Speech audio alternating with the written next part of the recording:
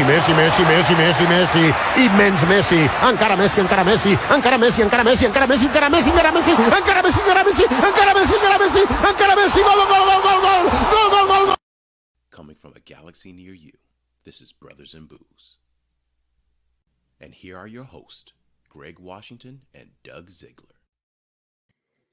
Welcome to another edition of Brothers in Booze. What's going on, Messi? Well, not much, man. That was a nice light start to the show. Why not? Yeah, why not? Like, what's it, the Puppy Bowl for the Super Bowl, right? Kind of reminds me. Although with much better announcers. You're not getting that shit in football. The Messi. Immens Messi, encara Messi, encara Messi, encara Messi, encara Messi, encara Messi, encara Messi, encara Messi, encara Messi, encara Messi, encara Messi, encara Messi, encara Messi, gol, gol, gol, gol, gol. All we're missing is that super goal at the end. Oh, that dog was dominating, though. I don't know if everybody saw it. That dog dominated, y'all. Yeah. What y'all doing? Yep. But so what you got? What you got in a glass, man? I have a brewery that I've never heard of before, and our guest is a Midwest, among other things. Our guest is a Midwest brewer expert. He knows all the brewers around here, especially the ones that come to the Great Taste of the Midwest. He knows them all. And I wonder if he knows this one. I never heard of these motherfuckers before. I got Phase 3. Fred, you ever hear of Phase 3? Fred's giving his thumbs up. Phase 3. DDH Conceptual Double Dry Hop with hazy double IPA. All the things I like. All the shit you love. Citra, Mosaic, and Simcoe, 3 of my faves, especially when they put the Citric and Mosaic. Obviously, that's been a thing, was a thing. 7.9. And look how clear, or not clear, look how light it is. It's hazy. It's big. It's juicy. And you notice I'm starting with a double IPA. So I got some big coming, y'all. Well, interestingly, I'm not going very big tonight with my choices, so it's usually a change of pace. Usually, I'm the one going heavy, right? That's what she said. Hey, where's Phase 3 out of, by the way? Illinois. Northern Illinois, I think, or Fred can tell me. I don't know where Lake Zurich is. Maybe that's where they're brewing the Ultra... because it's Northern Illinois. Ultra conservative bullshit that we're going to get into today, or whatever the fuck that is. Yeah. We have one thing, and I want to talk to Fred about this too. We have our own ultra conservative dad beer in Wisconsin. I'm not sure if y'all know this. They're called Minocqua Brewing, and they're up in the north part of Wisconsin. And this guy brews he has a Bernie beer, a Kamala beer, a Biden beer, and he's in North Wisconsin. So that's not Bernie, Kamala, Biden area. No, it is. I mean, it kind of a little was last Tuesday, but that's another story. And actually, we can talk to Fred about that too, because I'm sure he's excited like me about what's going to happen here. At least a little bit of a better sunshiny look with our Supreme Court. The main Supreme Court is just a fucking mess. It literally is a fucking mess. Like it's not about my ideology, Doug. It's not about ideology at this point. It's about gifts and all kinds of this underhanded dog shit on top of how these motherfuckers got there, which was stolen shit anyway. Oh my God, it's a hot mess. But I hope what you have is not a hot mess. No, this is one I haven't had in a few years. I haven't seen it in a few years, and I was excited to get it because it's one that I like, and I'll be curious to see if it's as I remember. This is from a Beta Brewing out of New Orleans. It's a strawberry lager, which sounds like it should be. It sounds like it shouldn't go together, right? Like no, yeah, it does. I mean, I'm down. Yeah, and I remember I'm having down. it. I think the last time I had this was like maybe 3 years ago, maybe 4. It's been a long time. I haven't seen it. And I I'm remember wondering really, if I had it, but if well done, I think I'm cool. I Yeah, remember I it haven't being, I had an remember it being Abita really for a good. while. What's up, Right. Daniel? So there you go with the, Oh, very heady. yeah, I did an aggressive pour as I normally do. So it's funny when you pour it out of a can, it seems like to have a little bit of like a very light reddish hue, but in the glass, it doesn't. It's very, standard Okay. lager style. All right. Well, let's see about the strawberry here. Do we got smells of strawberry yet? Smell like it? No, not much at all, but on the palate, definitely. Hmm. Yeah, it's a very like a sweet lager. Like you got the lager notes that you like. I like them, and just having that little sweet strawberry on top of it. But it's not cloying. It's not overwhelming. It's just a nice sweet note to it. But it's definitely strawberry flavored. And I was a little worried because I had imagined, I don't know if they use real strawberries, but you know how when they use like flavored extracts, like we talked about this before, like stuff like banana extract, shit tastes terrible. But this tastes good. I don't know that it tastes like real strawberries, but it's got the strawberry flavor. Sweet is good. It's a very, very crushable. It's only 4.2 ABV, so it's nice and light too. Mhm. So cheers. Light, refreshing, and Mhm. definitely needed from where they're from because, man, Louisiana can be sticky as hell. Yeah, Jill and I were looking. We saw that we had been in New Orleans, I think 4 or 5 years ago. We went in April, right around now, and it was fucking 80 something degrees and like 90% humidity. Then it was terrible. Right. It wasn't even I don't do well in August those or anything. climates. I don't do Right. well when it's humid like that. So Oof. Oof. I'm getting worse at that. But yeah. So real quick, Doug, I wanna before we bring on Fred, I kind of want to get a rant out before Fred, and Fred can respond, of course. That'd be great. But so I I'm struggling lately with so we have all this fuckery going around this country, whether it be in Tennessee, Florida, Texas, Texas. all these great places. But I'm struggling, Doug, with the fact that I just feel that some Americans are making too much out of it. What do I mean by that? So yeah, we know all the fuckery that goes on there. But the problem is, Doug, it's not limited to there. And it's, I believe, a lot of this thinking is everywhere. So, like, when we talk about Texas and Florida, and I've heard you say, I'm not going to Texas or I'm not going to Florida. I've heard many people say that, and I'm not saying that's wrong or bad. Not saying it at all. My point, though, really is that what happens in Texas and Florida, unlike Vegas, doesn't stay there. So that shit's going to be happening in Indiana, Idaho, Montana, Indiana. It would happen in New York if y'all didn't have New York City, because without New York City, y'all Alabama. So I'm pretty sure that we need to not just be like, oh, this is just in Florida or Texas. And we really have to look at our own local areas and really start pitching in there, no matter how you can. I mean, at the bare minimum, it's voting, y'all. But if it's not voting, you can, even if it's just any kind of community thing that you do, any kind of, good will that you can put out there while these people are spreading shit and they're shitting on things like woke, which is a good thing, y'all. It's not a bad thing. If you heard it's a bad thing, you're listening to bad people and bad actors. It's just ridiculous. Woke means diversity. It means you want equal shit for everybody. That's what we want. That's all black people want, is to be equal. We don't want to be better than y'all. We don't overall think we're better than y'all. There's some in our group that thinks that we're better than white people. There's plenty of white people in y'all's group that think that you're better than everybody. So we do have these factions, but that's not the plurality of my community from what I know. And I don't think it's the plurality of white people, even though sometimes I question it. So with that being said, we can't just be like, oh, it's Florida. I'm cool here in my blue city. No, you're not. Because you go 20 minutes up the pike there, you're in DeSantisville. You're in the place that people support DeSantis. And it's just everywhere, Doug. And I just want everybody to kind of not just dismiss it as it's just those places and understand that it's fucking America. It's everywhere. And just because it's not in your little blue enclave. Like I am in one. Madison, Wisconsin, last week voted in a plurality of Democrats like almost no other city in this country, including Chicago, Pittsburgh, Boston, than any of those cities. We voted more Democratic than anybody. So I'm here.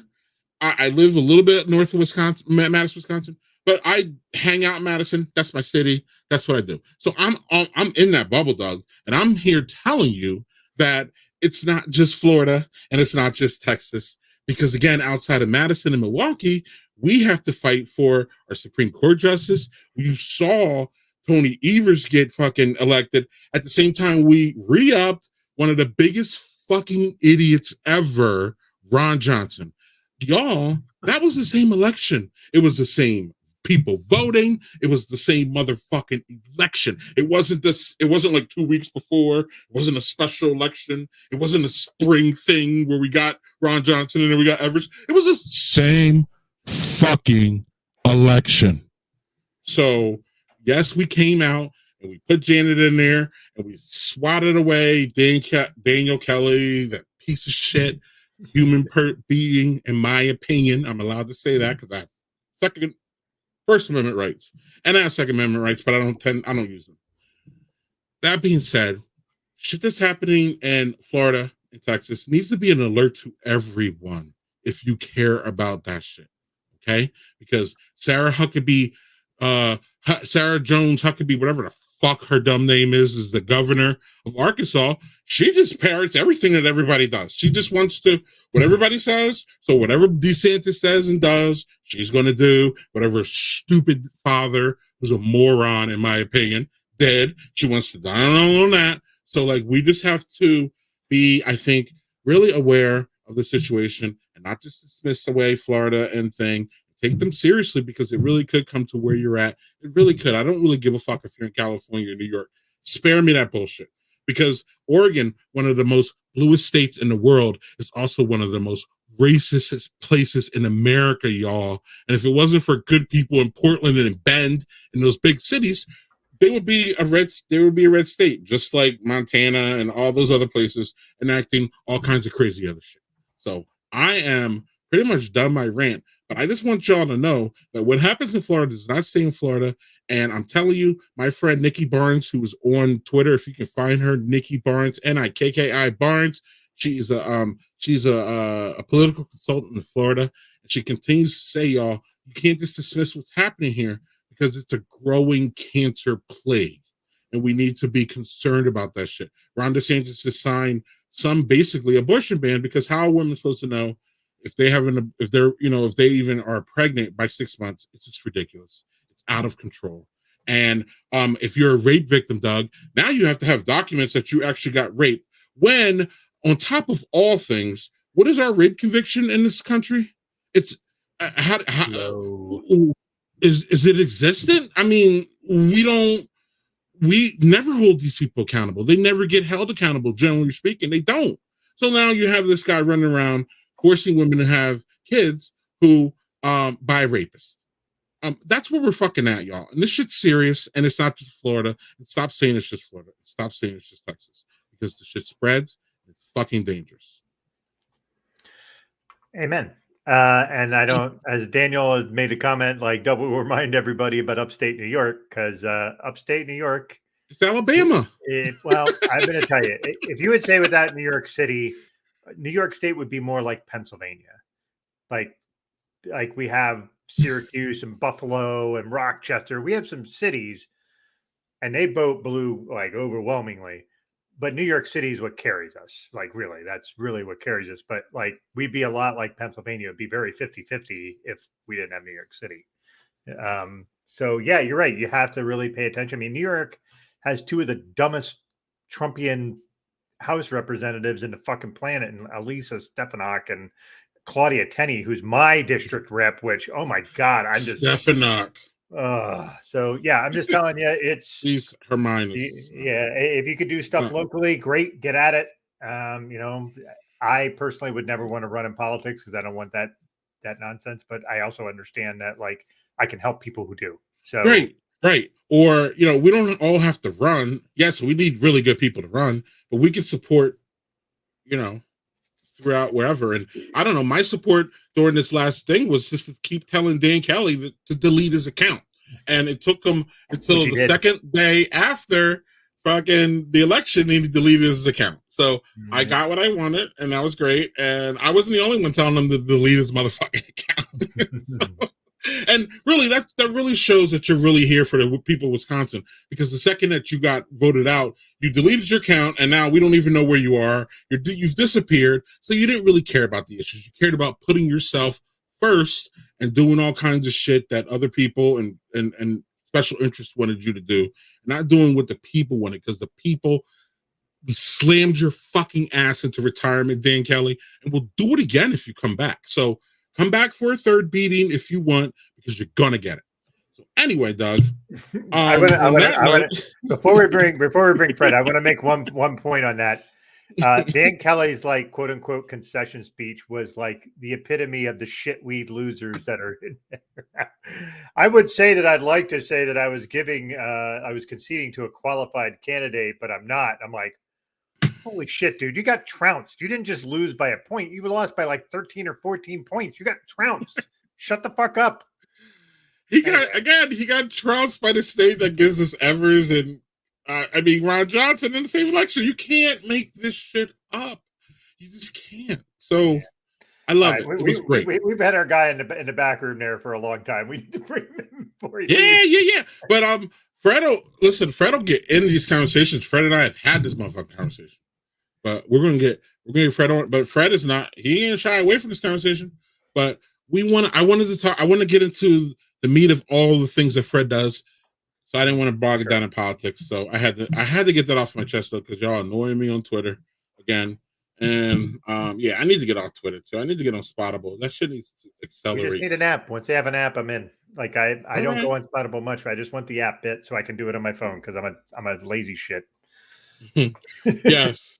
Yes, he's never won an election, so right. How does he know how to win against a worthy opponent? He doesn't. Right. Thanks, Jonathan, for that. That's fucking great. Well played, Jonathan. Oh, Jonathan says that I think Jonathan, he's talking about Minocqua. Minocqua Brewing has a woke beer now. Okay, cool. We can talk about Minocqua Brewing too, but we're going to bring on Fred right now. What's up, Fred? And y'all gonna enjoy him. If y'all missed him the first time, here he is, my friend, beer scholar, among other things, Fred Swanson. How are y'all? Doing well, man. How about you? Good to see you, Doug, as well. Good to see you, Greg. How you doing? I see that you were imbibing on, I think, a New Glarus joint. Oh, double wrong. Yep, from Flying Dog. Okay. Double IPA starting. It was a long rush to get over here. I texted you guys thinking that I'd be running late. There was some craziness on the Beltline, as you might know, Doug. Why they don't open up that fourth lane permanently and just only make it a travel lane? Maybe it's because everybody decided to go 90 during the pandemic on that fine road. Yeah, they did. With their lights off. Shooting people too. There was all these back here from I had sampling over in Cottage Grove. So yeah, we're gonna get into that, because you were employed by, I believe still, right, one of my favorite distilleries in this area. I got a couple. Yeah, there's a couple banging ones, Fred, coming up. I mean, it's never been this way. I'm not never been this way, but it's, to me, we're at peak distillery around here, right, Fred? We're getting really good. I mean, I think the thing that makes us the most proud at the Goat is the fact that we're part of a growing Wisconsin distilling community that we can be more and more proud of every single day. We're doing the right things. We're all pulling on the same end of the rope. We're all better when we're all better. We're not all better when one guy's better or one gal's better. I think in Wisconsin, no, and I don't think I know, I will say it over and over again, we're very proud in Wisconsin, Doug, of the beers, and we will champion our beers against anybody. We'll go to the wall. We're getting closer every day to that in distillation. We are going to be there, but we're kind of still we're in our teen years. We're still Yeah. growing. There's still fits and spurts. It's kind of like beer in the 90s. But people are learning the craft. They're getting the art of it down. They're figuring out the machines. They're honing their recipes. So I have zero issues saying that I'm a proud member of the Wisconsin distilling community. So, Yes. And follow up real quick is that led you to start Distill America. You want to talk about because Yeah, I mean this. it's getting old. Fred, how old y'all? How old are 15. y'all? And This is our 15th year. So you have literally, I would say you can dispute me or not. I would say that you were obviously part of the help of the growth of it and the out Sure. as far as acknowledging it. But how's it look? How did it look then compared to now? I mean, I guess you gave me a little bit of that, but Right. I kind of want to give you a little bit of time to even give more perspective. Oh, absolutely. I mean, it started as my reaction to an event that I could no longer afford to go to anymore as a white middle-class male. And if you're pricing me out as a white middle-class male and you're putting it at a time in the week that I have to take time off of work, and then, your tickets are $200 and some odd dollars, and that gives me a $25 break on my $250 hotel room, and it's still $50 to park in Chicago. That's not to denigrate Whiskey Fest. It's to say that I think there's a different way to put on a spirits event, and the right people are not in a room at anything over $100 a ticket. Okay. The right people are in the room when every single bar back, every single bartender, every single bar manager, bar orderer can afford to be in the room. Anybody that runs shelves and works the front house of a off-premise liquor store, when those people are in the room, because that's who we all need to sell our stuff.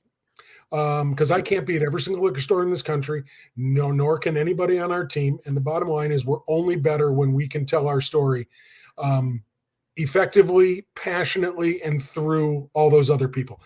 And a $65 ticket does that. A $265 ticket does not do that. So if the 1% of the people that are already buying all this expensive whiskey are in that room, that's a very different event than those people are in that room, but so are all of the other people that work in the industry. So that's what I wanted to start. I wanted to start an event that kept John Q. Public in mind, and kept all the people that do the hard work on the service side of the game at the forefront of the thought process. So that was it. And then I started calling my friends, and by and large, those were brewers and winemakers, cider makers that also pulled a distilling permit around the Midwest. And I said, who's going to throw in with me? So right away, New Holland's in, and then guys up at Black something up in the northern side. Templeton was in right away from day one. So I got all those craft guys, Fuse Spirits, the guys from Journeyman, all those guys came in, but so did all the big Kentucky and all the big Tennessee people. So this isn't to say that this is a Midwest American craft whiskey festival. This is an American spirits festival, because we have zero problem if you want to sit around and talk about your vodka, because I can talk vodka all day, because it's not odorless and it's not tasteless. I can put 4 vodkas in front of you that are dramatically different. So, and then you take that opportunity to educate the public, and we ask somebody as many times as we can. I would say we're probably 90+% of the people behind our tables are folks that touch the product at some level. So whether they're manufacturers, whether they're the people like me that are on the brand ambassador side, or they're salespeople from the distillery. And then when we can't do that and we're in a pinch, then we will hire trade show people that run those and do those routinely, but are also very knowledgeable. So that's what we're doing. We're trying to throw 80 distilleries, 400-ish products at people, and just say, hey, let's pace this. Let's talk. Let's have some conversation. Let's figure out things you want to buy next week. Doug.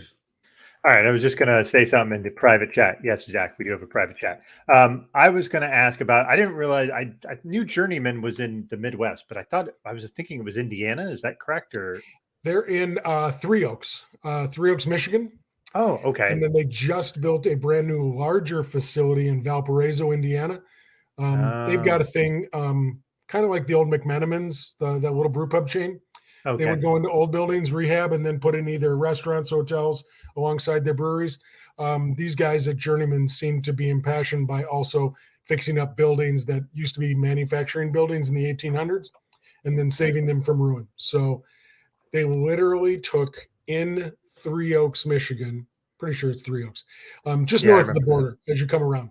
An old manufacturing building, a town of 600 or 700, that used to make dress corset stays for women's dresses. And then they made buggy whips when the corsets became a thing of the past, and then buggies were still there. So then they made buggy whips, and then they evolved into other things kind of as things got uber technological in the 1920s. So it's a fantastic story of a building that is one of the coolest spaces saved in the Midwest. If you ever get a chance to go there, it's worth its weight in gold. So, and those guys have become friends as well. So yeah, they're I'm going to tell you, I don't buy a lot of bourbons or whiskeys that aren't scotches. I'm a Scotch person, but their Featherstone bourbon it finishes like it has almost a dry finish, which I've never had in a bourbon. It's so weirdly unique. I love that particular bourbon. So sorry, that's why I was drawn to that because I love that bourbon. That's great. I was drinking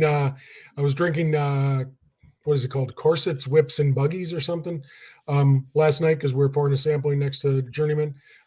That's the nice thing about the industry is we're all pulling for each other. Anytime somebody was done at my table, I'd send them over to Journeyman and vice versa. And most people walked away with a number of people walked away with 2 bottles, one from each. So it's all good. I mean, we're trying to really kind of promote those guys. We're giving space, just like we do at the Great Taste, Greg, as you know, we're giving space to all these distillers at Distill America to work their table and work their magic and get in front of about 600 to 700 people and tell their story. So that's awesome. Yeah. You have a follow up or no? No, it was just the Journeyman was interesting to me just because I have like a small inkling of some of their stuff. Like I went to a tasting near me where they actually just had Journeyman bourbons.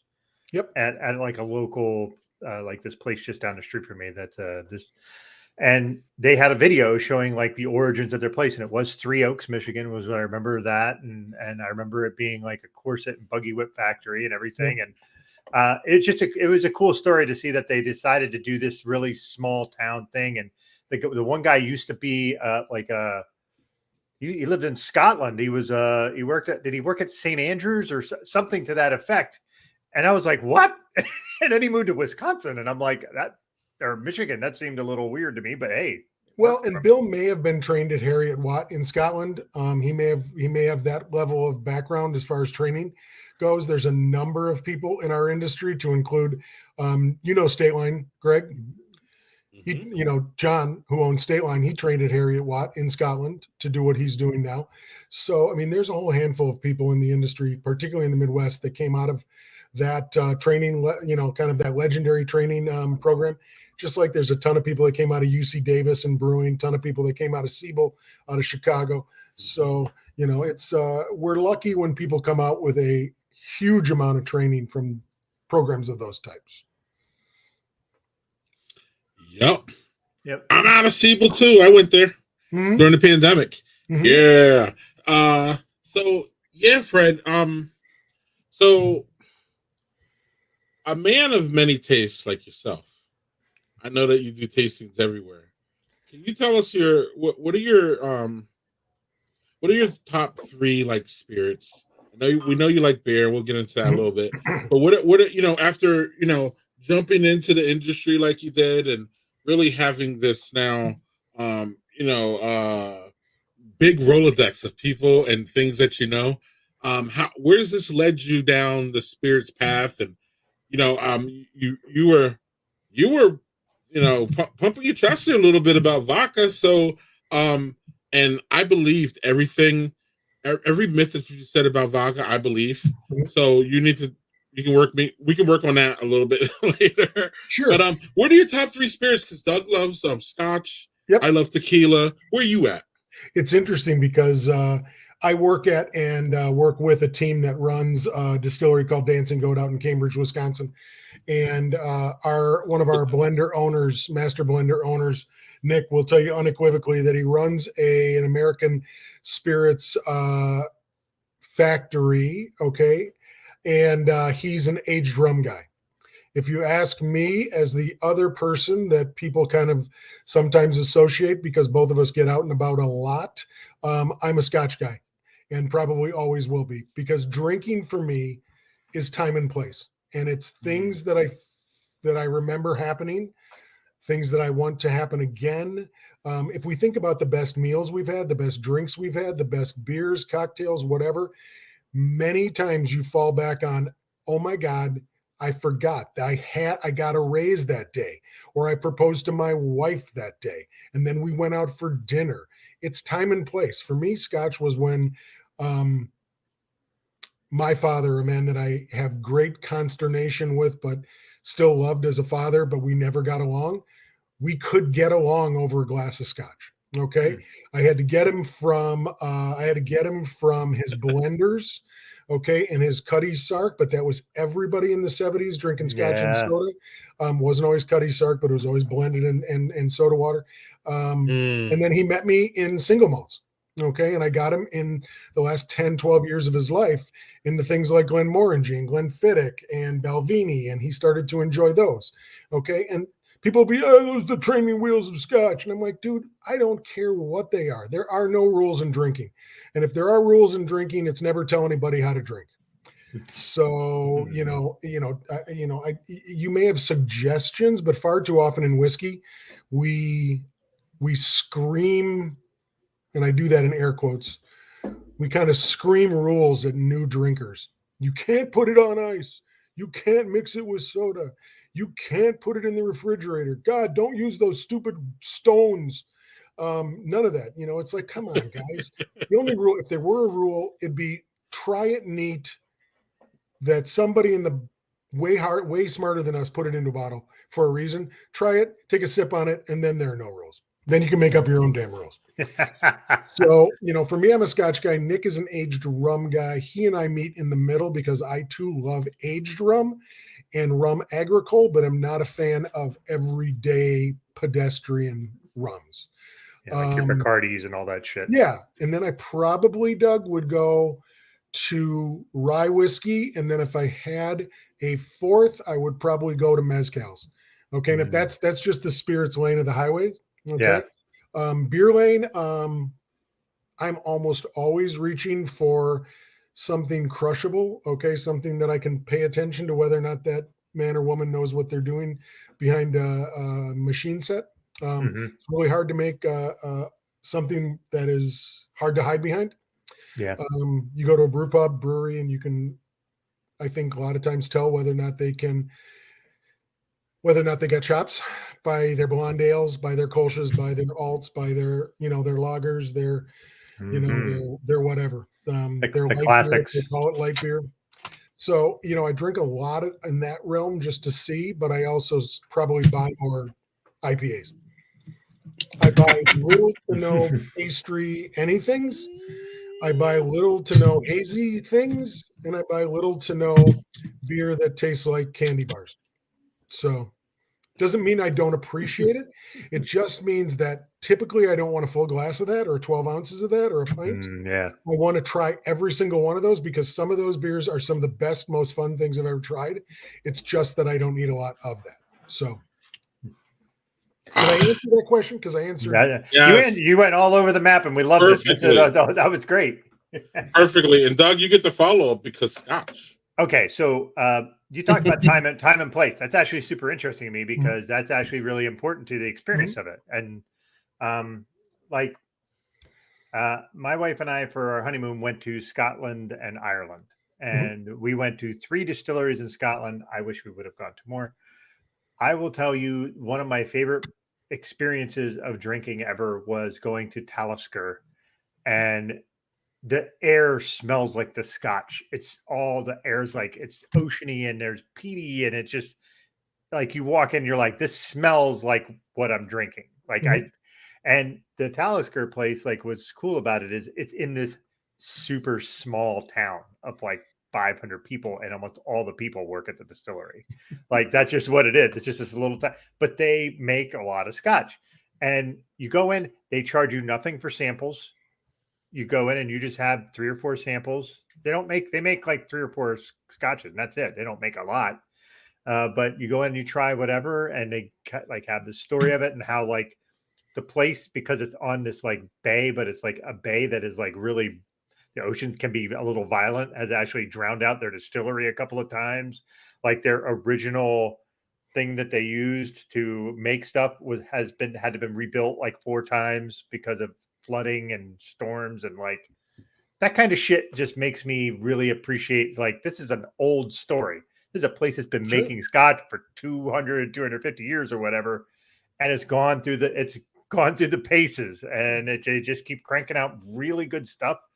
Their Talisker Storm is one of my wife's favorites. I like that one too. I am more partial to things like Lafroig and Ardbeg, but that's because I love peaty stuff. But yeah, I just think the idea of having like your experiences matched we've all had experiences, like whether it be food or drinks, where it's like, I remember that moment and this was part of it. And I think you're dead on with that. I could see that, like when you were talking about your meeting in the middle with your father, and I was like, I can just envision that. And it's just like a really nice thing. You know, there are so many of those times that we all have. And because we're such a fast-paced society right now, we don't take time far too often to reflect on those things. We don't pump the brakes and say, you know, God, this might be one of the best nights. I mean, there are times that in high school, I sat on the beach in Port Washington, Wisconsin, looked out and drank Rhinelander. And if you would have asked me up until 20 years after I graduated from high school what the best beer was, it might have been Rhinelander in returnable 12-ounce bottles, looking out on Lake Michigan with my friends at a bonfire, you know, because it was time and place. Was it the world's best beer? Certainly the world's best memory. Okay. So, you know, I think there's a lot of that. I also, Doug, are you aware that we have a thing in Wisconsin and the Midwest, and particularly rural Midwest, of the death bottle? Do you know what the death bottle is? No, but I want to know. So the death bottle, you go into a lot of rural taverns, and Greg, if you don't know, you probably have a visual of it the minute I describe it. A lot of times in rural towns in Wisconsin, Minnesota, the UP, certainly Iowa, you go into a local towny bar. Okay, that's exactly what it is. They service the 8 square blocks around them, and everybody comes. That's my bar. I go there after work. It's by work or it's by home. Or in some really cool stories, it's right by church. But you walk in, and either right in the front door or right beside the front door is a locked glass case, and behind that locked glass case are rows on shelves of bottles, almost always whiskey, never beer, and with somebody's name on them. And that was that person's, that man or woman's, that was their local, that was their drink. And after the funeral and after the burial and after the church lunch, okay, you came back to their local, they bought you a bottle, you sit around and enjoy it and tell stories. I'd love that. I fucking love that. Best stories, because there are some of the best nights I've had sipping and drinking and paying attention to somebody else's passion. And it can be JMO. It doesn't matter to me. It could be a bottle of Patty's, you know, a $20 bottle of Irish whiskey. It doesn't matter. Or it could be a $100 bottle of Oba, you know. And it's one of those times, you know, it's like, hey, I bought this for you suckers. Now it's time to tell stories about me because I ain't here. Yeah, it reminds me a bit of like an Irish wake kind of deal, where like it's very much that. It's an actual celebration of that person's life, and everybody relates stories, as opposed to like this sort of somber approach we take to things now. And I love that. So they just keep the bottles displayed there for people that were locals and have passed, but that's like the remembrance of them. And I remember the first time my wife saw it, she's like, "That's kind of morbid," and I'm like, "No, that's kind of celebratory." It's kind of what that is. It's also, if I understand the story enough, I believe it's very working class and blue collar. It's very much, these are my people. This is my place. I can afford this. This is what I drank. You're my people. This is go time for y'all now. So we do that sometimes. I grew up in super rural Pennsylvania. We have one watering hole in the town. I grew up in a town of 500 people, and it's the Firehouse. It's a private, it's quote unquote private club where you pay like $10 a year and you're a member. I can picture that, and I've never seen it. And they could still smoke in there. You walk in there, you're in there 5 minutes, you walk out and you smell like somebody smoked 50 packs of cigarettes onto your body. Right. I personally hate cigarette smoke. So for me, I don't dig that vibe, but like, it's like, Yeah. It's funny because, you know, my brothers still live in the same town we grew up in. They never moved out. I'm the only one who left. So I come back and everybody like thinks I'm this highfalutin New Yorker, which is really funny. But yeah, it's the same kind of vibe that's sort of local. This is where we all go. And there's like another bar that's like 7 miles away. That's a Legion. Yep. So it's that same kind of thing, which I'm sure you have the same kind of approach there. Like you have this local bar that everybody just kind of goes to. So yeah, I just love that idea. The only difference, Doug, is our ratios in our towns of 500. Your town of 500 had one bar. In Wisconsin, they would have 5. And so, that bar was like one for every 100 people in many cases. And because you got to remember the rural population doesn't count into that town's numbers. Yeah. My first bartending gig as a 19-year-old kid was in a town of 600, Fall Creek, Wisconsin, 6 bars. Wow. No, they just have the one in the town. And the church is like right across the street from it. So yeah, not far from that, but no, we didn't have that many. That would be well, there was another bar / restaurant that the guy was just a fucking lunatic and didn't know how to run anything. And I don't know how he stayed open as long as he did. So yeah, he lives in this. That place has actually been condemned, and he's still living in it because he doesn't have any money. The burnout local guy. Wow. Yes, a notorious local guy. Sorry, Greg. We kind of went on a little journey there, man. No, it's great. It's great.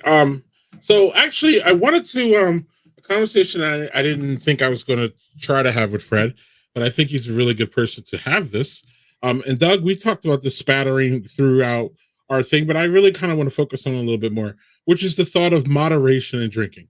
And it's funny because we're talking about Wisconsin and we don't really know moderation that well, especially because I saw this today. So Adrenal in Wisconsin commented, the cost of binge drinking in just Wisconsin alone, I believe, is $4 billion each year. Now, Wisconsin is one of our biggest drinking states. I don't think anybody argues that. You can argue whether it's the most or not, but everybody knows that we drink a lot here in Wisconsin.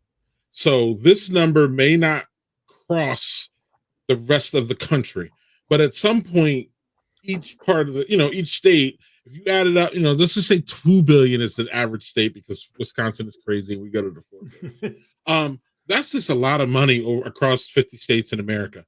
So this is a big issue. And someone who 3 people here who love our alcoholics, our spirits, but we also all are cognizant and smart about moderation and making sure that people moderate themselves. So I wanted to talk to Fred about this too, because Fred runs a distilling. Not only does Fred run a distilling event, Fred also has helped run one of the best beer festivals in the world, the Great Taste of the Midwest. And Fred has been involved in everything. He's employed by, I just wanted to say, this shit is so beautiful. It's a gorgeous building. Whoever took this picture, Doug, I've been here twice. And when you go up to it, it's fucking pretty as hell, Doug. Don't get me wrong. And actually, what this is not showing is the surrounding areas, which is like a vine. It's a vineyard, and it's a really nice spot, Doug. But it never looks this good. But it almost looks this good. So it's not like those McDonald's burgers that you see on TV that they don't look like that. But Dancing Goat looks like this. I just have to say that. We'll get back to Dancing Goat in a little bit. But Fred, I wanted you to say, as the proprietor of a distilling event and a big beer guy and all that, speak a little bit about what you think about moderation as far as alcohol goes. Absolutely. I think that as soon as people that look like me get the hell out of the way of the conversation, my son and daughter's generation have already got it figured out. That's my first answer to your question. My generation never learned. I still think that we struggle to have figured it out. And I look at this new generation of new drinkers, 20 and 30-year-old drinkers, and I'm not saying they have 100% figured it out, but that is a generation that does not ignore the effects and danger of consumption and getting on the road, whether you're on a bicycle, a car, it doesn't matter. If you're moving and you're under your own control and you've been drinking, that's a concern. My daughter and son are examples of that. They can't tell me the last time they didn't Uber or they took, it was their turn to drive. It's not a consideration because they just don't do it. And they don't do it in huge percentages of that population. So when people that look like me start to blather on about millennials this and millennials that, I'm just done. I'm already checked out because they have figured some shit out. They eat less and drink less. They eat better and drink better. They eat more local and drink more local than we ever have and probably ever will in my generation. And that's what bothers me, is that the people that are making the decisions look like me. The people in the Senate, people in the House, and the people in our state legislatures look like me. They're male, they're white, and they're old. And then, the people that have solved a lot of the things are not that. So that's my answer overall as a flyover, 10,000 foot view. I am hopeful as hell that this new generation of new drinkers and eaters and professionals, blue and white collar, take over sooner than later. So at the same time, my impetus into the Great Taste was because I shot my mouth off about where the event used to be put on downtown, because I watched 400 people walk across the street to a parking ramp and get in their car after they had all you can drink beer for 4 hours. That was like year 3 or 4. And I walked up to somebody and I'm like, who the hell is in charge here? And they're like, I'm one of them. And I won't say who it was, Doug, because you know who it is. Okay. And I said, look at what I'm pointing over across the street. I'm like, does any of this shit make sense to you? You just let them drink 4 hours and now it's okay for you to let them walk over to their cars? That's insanity. Of course, the minute you start bitching about shit, suddenly you're on the committee. Okay. And then very quickly I'm helping. Oh yeah. You want to say, here you go. I never organized, because I told him I would not organize an event that was next to a parking ramp. So then that was the next year we moved to Olin Park, and there's no parking there. And the little bit of parking that's there, I tell the brewers to take up, and I tell my staff to take up, our volunteers, take that up so that nobody has a place to park here. Then we even go around to the neighborhood on the south side and tell those people, hey, Beer Fest is coming up, put all your cars out of your garage onto the street so none of these idiot attendees can come and park in your area. That, and then we subsidize anywhere in the county $5 cab rides, and you can put a group of 4 in for $5 and get to where you go home. Used to be free, but inflation. Yeah, inflation. So the bottom line is, do things intentionally, do things with safety in mind first and foremost, and just don't waver. And if you know you're in the right, just keep hammering that message home. Do the same thing at Distill America. $5 rides, subsidized cab rides anywhere in the county. We try to put it in a place at a hotel. The hotel this year is across the street. So, we fully expect you to get dropped off, get picked up. And even though we serve you light apps at that event, the distilling event, that doesn't mean you come without having breakfast and lunch. So you have a full breakfast, you have a full lunch, you have 6 or 8 bottles of water, and you eat with us. So, it's that whole notion. And if I could get Madison to pay closer attention to the last piece of insanity around safety, is the fact that this city forces us to have 50 bike racks at the beer festival, at the Great Taste. 50 bike racks, and the best we can do is move them off site. And we still have 50 bike racks full of people that bring their bicycles to a beer festival and then bicycle home. And the notion that you can't get a DUI on a bicycle is patently false. It is false. You're also very dangerous in any capacity to yourself and everybody else. Right. It's the last piece that we need to close in the event, Doug. And we just need to stop being bullied by the Bike Federation and people like that in this community, because we're a very bike focused community. We need to stop being bullied and stand up and say, no, this is insanity. No, nothing with wheels comes here that you can get on or get in. Right. So motorcycles, bicycles, none of it. So Doug, and he's right. Yeah. He's right though, Doug, because if you go to Great Taste, you are forced to find a way out. Like, it's part of it. You are forced. So I always get picked up and dropped off. This is too simple for my family to do. And my family doesn't go. So it's just really simple. And but it forces you to do that and that's just a great thing. And then we have buses. They have again taxis. The paying for taxis is the first thing I've heard of, because before the pandemic, it was free taxis. You just had to, be in the right place at the right time. You had to call the right people. But word had spread and people knew about it.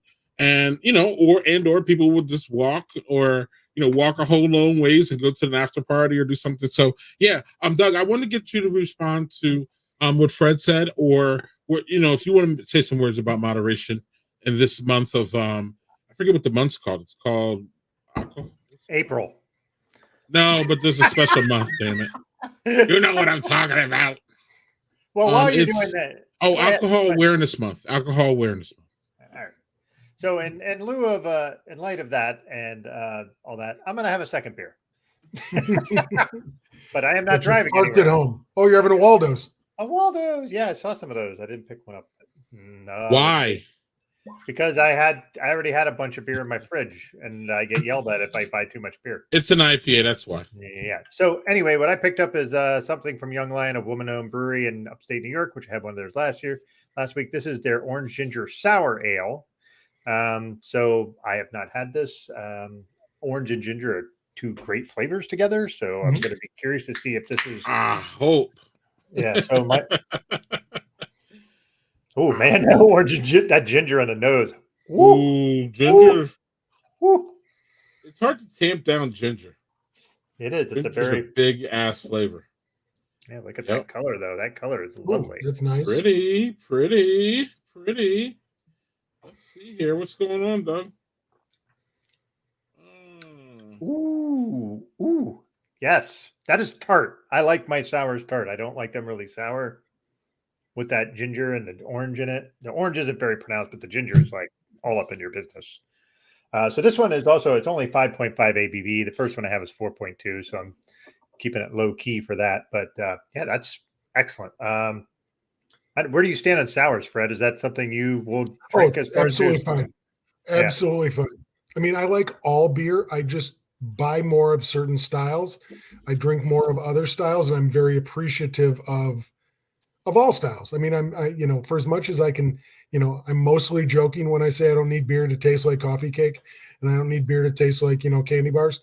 I'm mostly being facetious, because I think that there is an art and an endeavor to replicability, okay, and doing something fun. I mean, hell, we make a cream liqueur at the Dancing Goat that is a collaboration on a turtle candy bar here in Wisconsin called Cow Pie. Caribbean rum, Wisconsin cream, chocolate caramel vanilla, and it's called Cow Pie. Yes. It's a collaboration with them. So I'm talking out of both sides of my mouth. But I'm mostly doing the one side facetiously. So shout out to Travis Hasse. Yeah, it's on the Hazy. It's on the Hazy one. Yeah. So I want to. Did you guys see what Jonathan posted at 8:47? Yep. And he's right. And one of the things that got me really excited a couple Tuesdays ago was the Chicago mayoral election, because nobody gave Brandon half a fucking chance. Nope. Okay. And because he took down the old guard, he took him down as a black man, and he took him down as somebody, I believe, in his 30s, maybe early 40s. So he may struggle initially because he's never been at that level. I mean, that's tough to be at the helm of a city that size and to come out of the city council. Okay. But God love the fact that Chicago was one of the first cities to recognize, you know what, maybe this group doesn't have it anymore. And that's Chicago, where it didn't matter who you were, as long as you looked a certain way and paid your graft, you got in. Cheers to that. Cheers to that. Yeah, big time. That was fun to see. Doug, you got a follow up or no? I just wanted to make a quick point about the idea of moderation. Yes, sir. You made a point, and I threw up a second beer there before I made a comment. I think you're right, exactly right, Fred. I think I just see it with my kids. I have a 21-year-old, two 18-year-olds, and a 15-year-old, and we do a thing in our house where our kids are allowed to try beer or drinks, because I want you to be able to understand what you like when you are ready to have alcohol. And one of my kids hates the taste of alcohol, just hates it. And that's just not his jam. He's like, okay. And another one is just like, I don't really care for it. Maybe one of these things. And then, my oldest is 21. is in college, so he drinks cheap shit. and my 15-year-old has probably the most refined palate of all of them when it comes to alcohol. Like it's weird. He always just gets little sips. Like if he's not here this weekend, but usually I'll have 3 beers. I said, all right, pick one. Which one do you want a sample of? And he's like, I'll try that one. And he'll try it and he'll let me know what he thinks. It might go, not my thing. So yeah, I think giving your kids the idea of like, this is what it is, giving them the information and letting them be able to try it and be able to be there to help them when they have questions. And they have questions. They are not afraid to ask questions, which, I was the kind of kid that was like, I don't know if that's how it was for you, but seen and not heard kind of was like the motif for Sure. kids people my age. But now they ask questions, and it's good that they do. And yes, there's times that it gets frustrating for sure, but I think it's important. And I think they do things a lot. They're a lot more conscientious about doing things than I was at that age. I got to college and it was like, all right, and I just went way overboard, and they don't do that. Like they just don't. And they just see, I think they also see like some of the folks in our generation and see kind of how that kind of played out for him and realize maybe I shouldn't do that. Right. I mean, And I think that in Wisconsin, we forget some of the silliness in our drinking patterns. So in Wisconsin, we tend to do a lot still, way too much, because we are a very, very ridiculously binging culture. We forget so many times that we go out, but we do something called pre-gaming, where we sit at home and we have a couple 2-tree beers, okay, and they might be a couple 2-tree 8 to 10 percenters, and then suddenly we're getting in our car and we're going out for the night, conveniently forgetting that we're already 3 jars in, and then we're in for a couple more. I watch the way new drinkers drink, and it's so fascinating to me because a lot of times it's 2 hands. I'll try to get both my hands in here. It's I drink a beer, I drink a pint of water, I drink another beer, I drink a pint of water, and I constantly play that game of dilution, and then I slow my roll. And I had somebody tell me last night who was probably 26.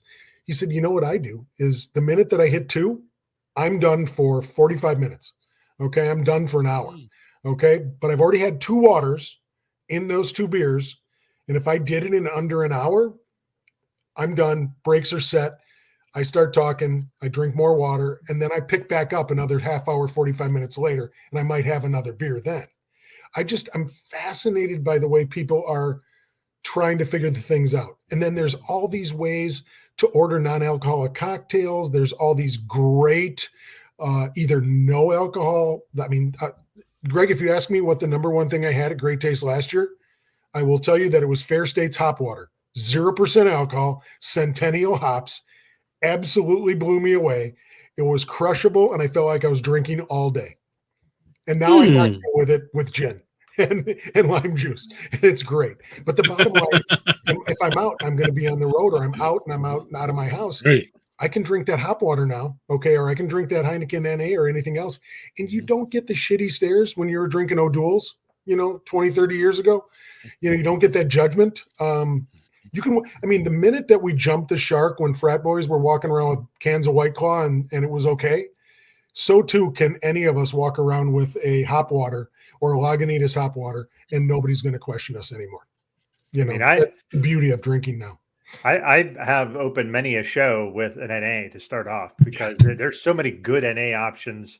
I just recently had one that I haven't had on the show yet, but it was Athletic put out an orange Schwarzbier that was fucking good. It tasted like what? Those chocolate orange balls you get at Christmas and you smash them and then you eat the pieces.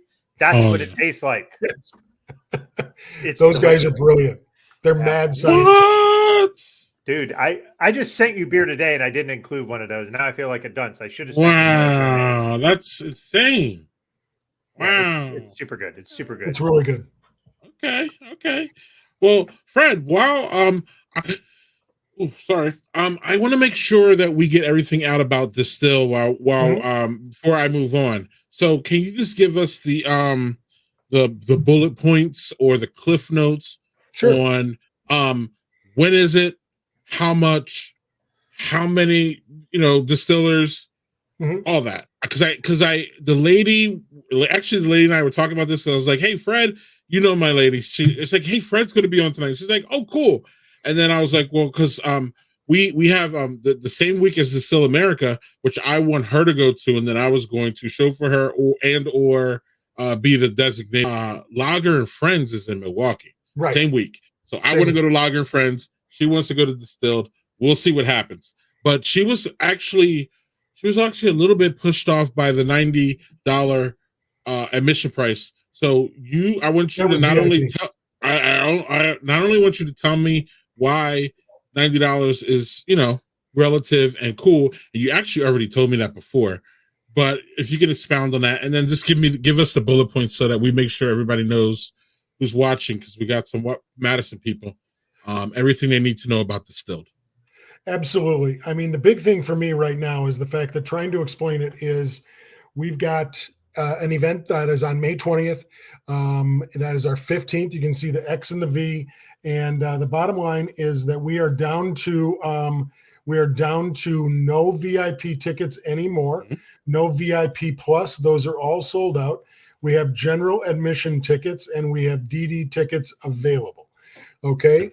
What you get is 1 to 6 p.m. That is your VIP inclusive hour between 1 and 2.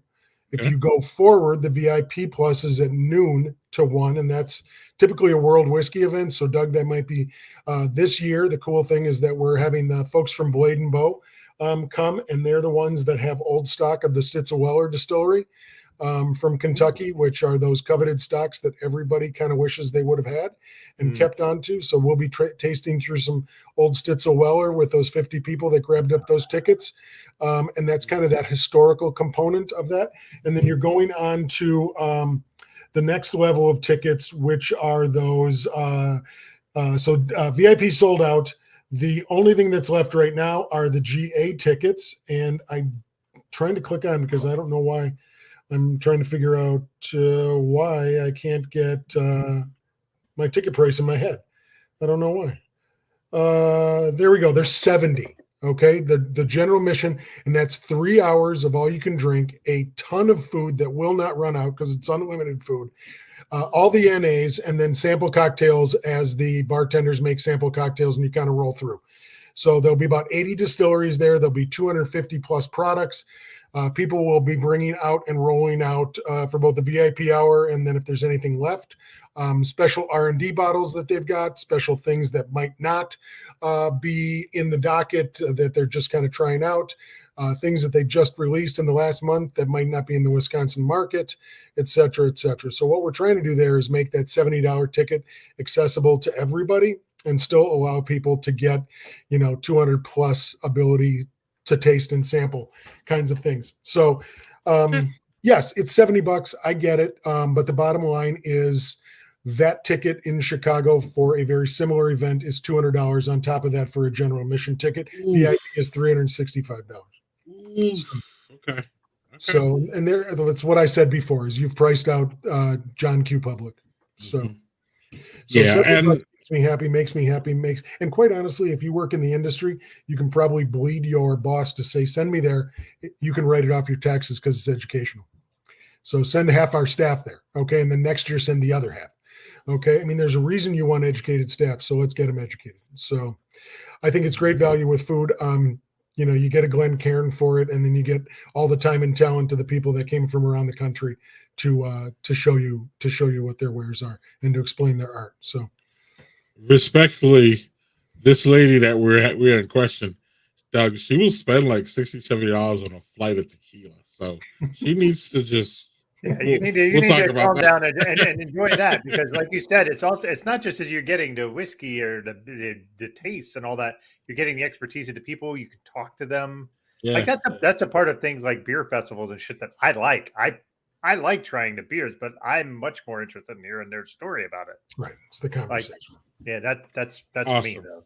It's the repartee, it's the back and forth. It makes you a better consumer. It gives you the ability to be more discerning in what you like. And then when you give feedback, you can be much more knowledgeable and you'd be less pointed I think, because we're all seeking honest feedback. And I think the more things you go to and the more conversations with people in industries, it doesn't matter if you like make scaffolding for a living, if you are an accountant, talk to people that do that. And that is a fascinating. I have a better understanding of accounting, better understanding of catalytic converters. If I talk to somebody that steals them, there's a lot of things I think that we forget and kind of dismiss or a little too dismissive of. If you're talking to, because it's like, oh, you guys just make beer, you make whiskey. It's like, yeah, but it's, I don't know. I mean, There's an beer art and to it. whiskey and wine are kind of what makes the world go around through social lubrication. Yes, and also distilled has, I'm pretty sure, the same effect that a beer fest has. It helps you make better decisions in a liquor store. You go in a liquor store, even for people who know shit, it's intimidating. Yep. You go into a liquor store, go into bar and look at the bar back. Okay. I mean, that's why Bill and I do those tastings at the Malt House, so Yes. that people can see what's on his back bar. And maybe they came to the event and we're one of the 30 that's going to come next Thursday. Bottom line is, you're a better consumer when you look at somebody's back bar too. And you can say, you know what? I do remember that I like Talisker Storm. Right. I also remember that I wasn't a huge fan of Oban. Okay. So I'm going to skip Oban tonight. I'm going to try not Talisker Storm because I know I like it. I'm going to go to another Talisker and see if I like that one just as much. So I think it makes you a better consumer, and it also makes you a much better shopper because you're not going to be throwing money at stuff just to learn. Go to a place where you're going to spend $70 to learn 70 things. Or be like Doug and beer and my house and tequila, where we go by what the bottle looks like sometimes. Hey, that's a cool bottle. I'm grabbing that shit. And we did that, and the lady in the house, she was like, we did this, and I got a bottle. This is the worst tequila I've ever had in my fucking life. She literally just drain poured it, Doug. And normally we don't drain pour. Like, she'll like, I'm going to take this one for the team and, huff down some shots. We paid $70 for this. It's not, you know what I mean? So like, it makes you a better consumer, and then you know what to navigate. It also makes you a better consumer, Fred. And this is how I learned beer, which is by going to Beer Fest. So then I could distinguish a double IPA, triple IPA, like sours, and what's a Schwartz beer? I don't know what a Schwartz beer is. Right. Have a couple of them at a thing, and you'd be like, bam, I'm a Schwartz beer fan. So it really just expands your palate, but you could become a better consumer, and especially with I love that y'all have food. The best beer fests have food, Doug.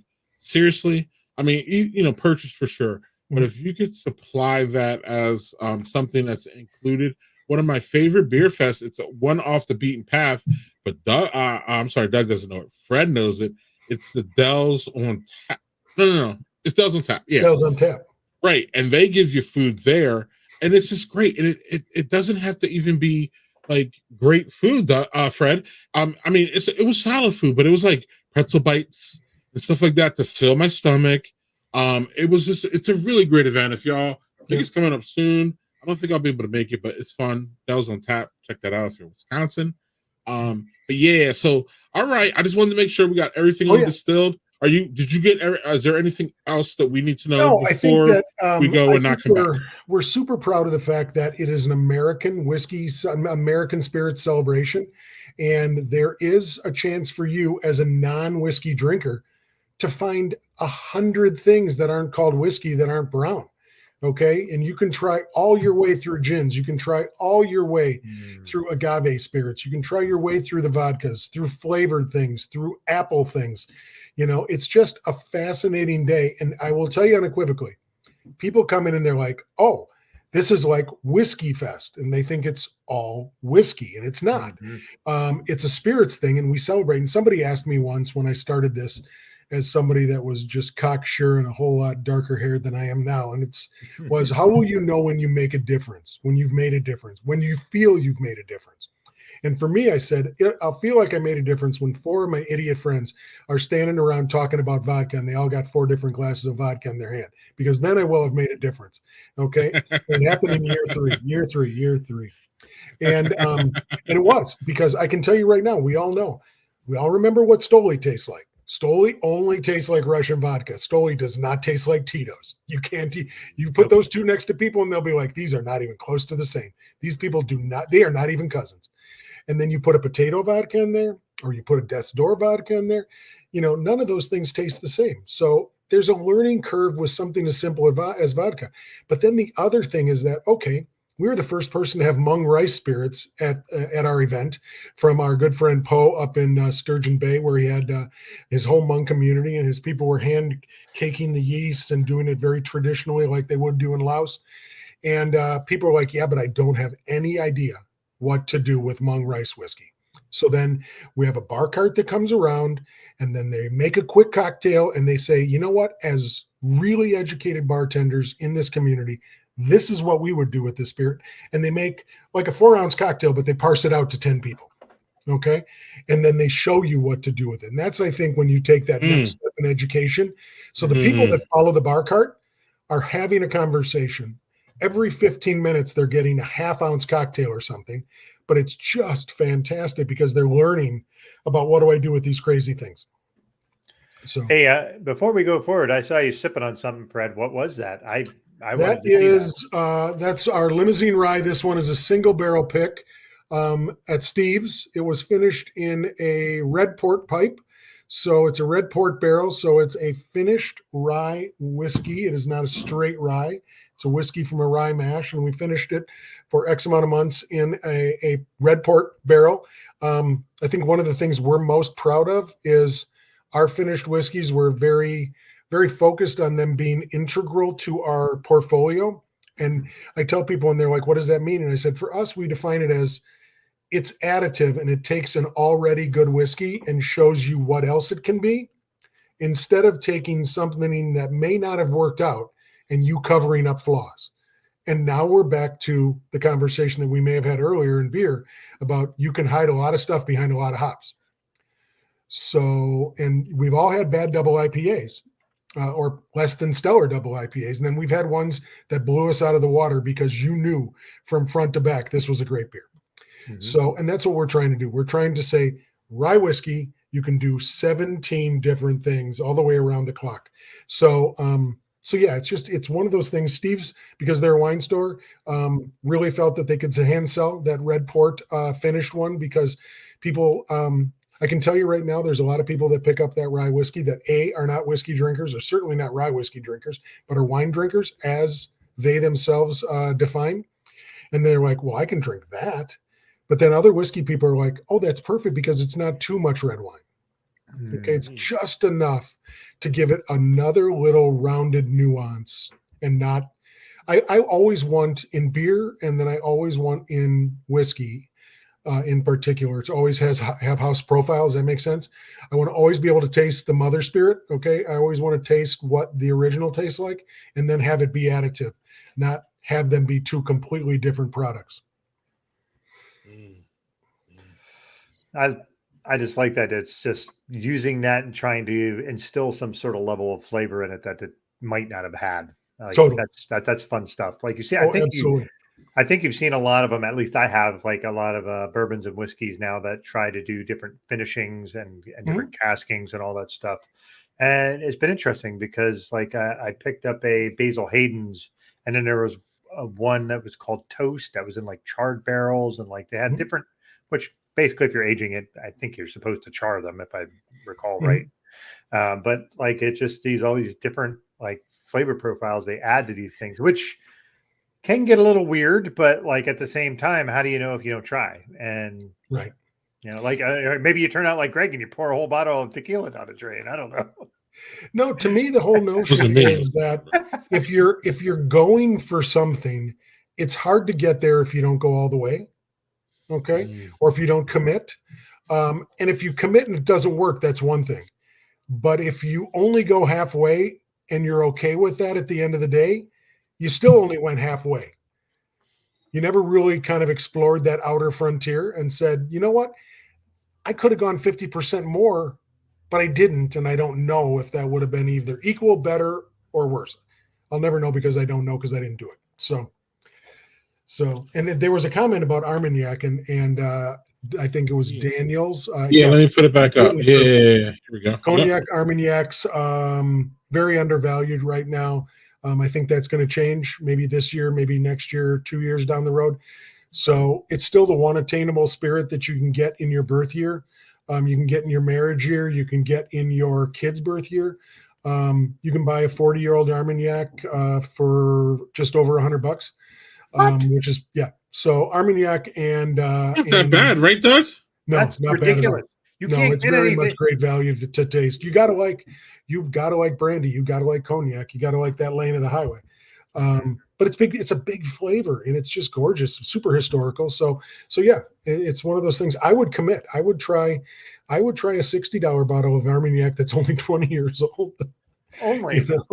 If you buy a 20-year-old bottle of scotch, you're not anywhere near in that price point. I don't care if you're buying the cheapest scotch imaginable. It's 20 years going to be fucking several $100s at the minimum. We just put out a very old goat at 21 years last week, and it was on at $200. And I've seen 21-year-old light whiskeys come out at $400. Yep. So, and it's one of those things that we are very committed to trying to always source what we're not making ourselves and presenting really good barrels that we found. So, that is also one of the fun little parts of the world. So, yeah. And the funny thing is, the only brandy I've ever had has been kind of cheap stuff. So not something that I've had that I'm like, yeah, I should get some brandy. Like, yeah, but that price point is like crazy for a 40-year-old bottle. Oh, totally. I mean, I bought one in my, college graduation year. So that would have been 1985. And 1985 Armagnac sent me back $125, $140 from 1985. Delord Armagnac in a nice wooden box.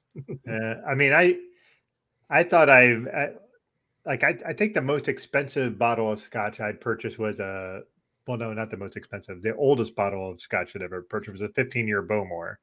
And I generally will go through the Islays more than anything else, but I like trying some other stuff. But that was actually a rather inexpensive 15-year, and it was, I think, $85.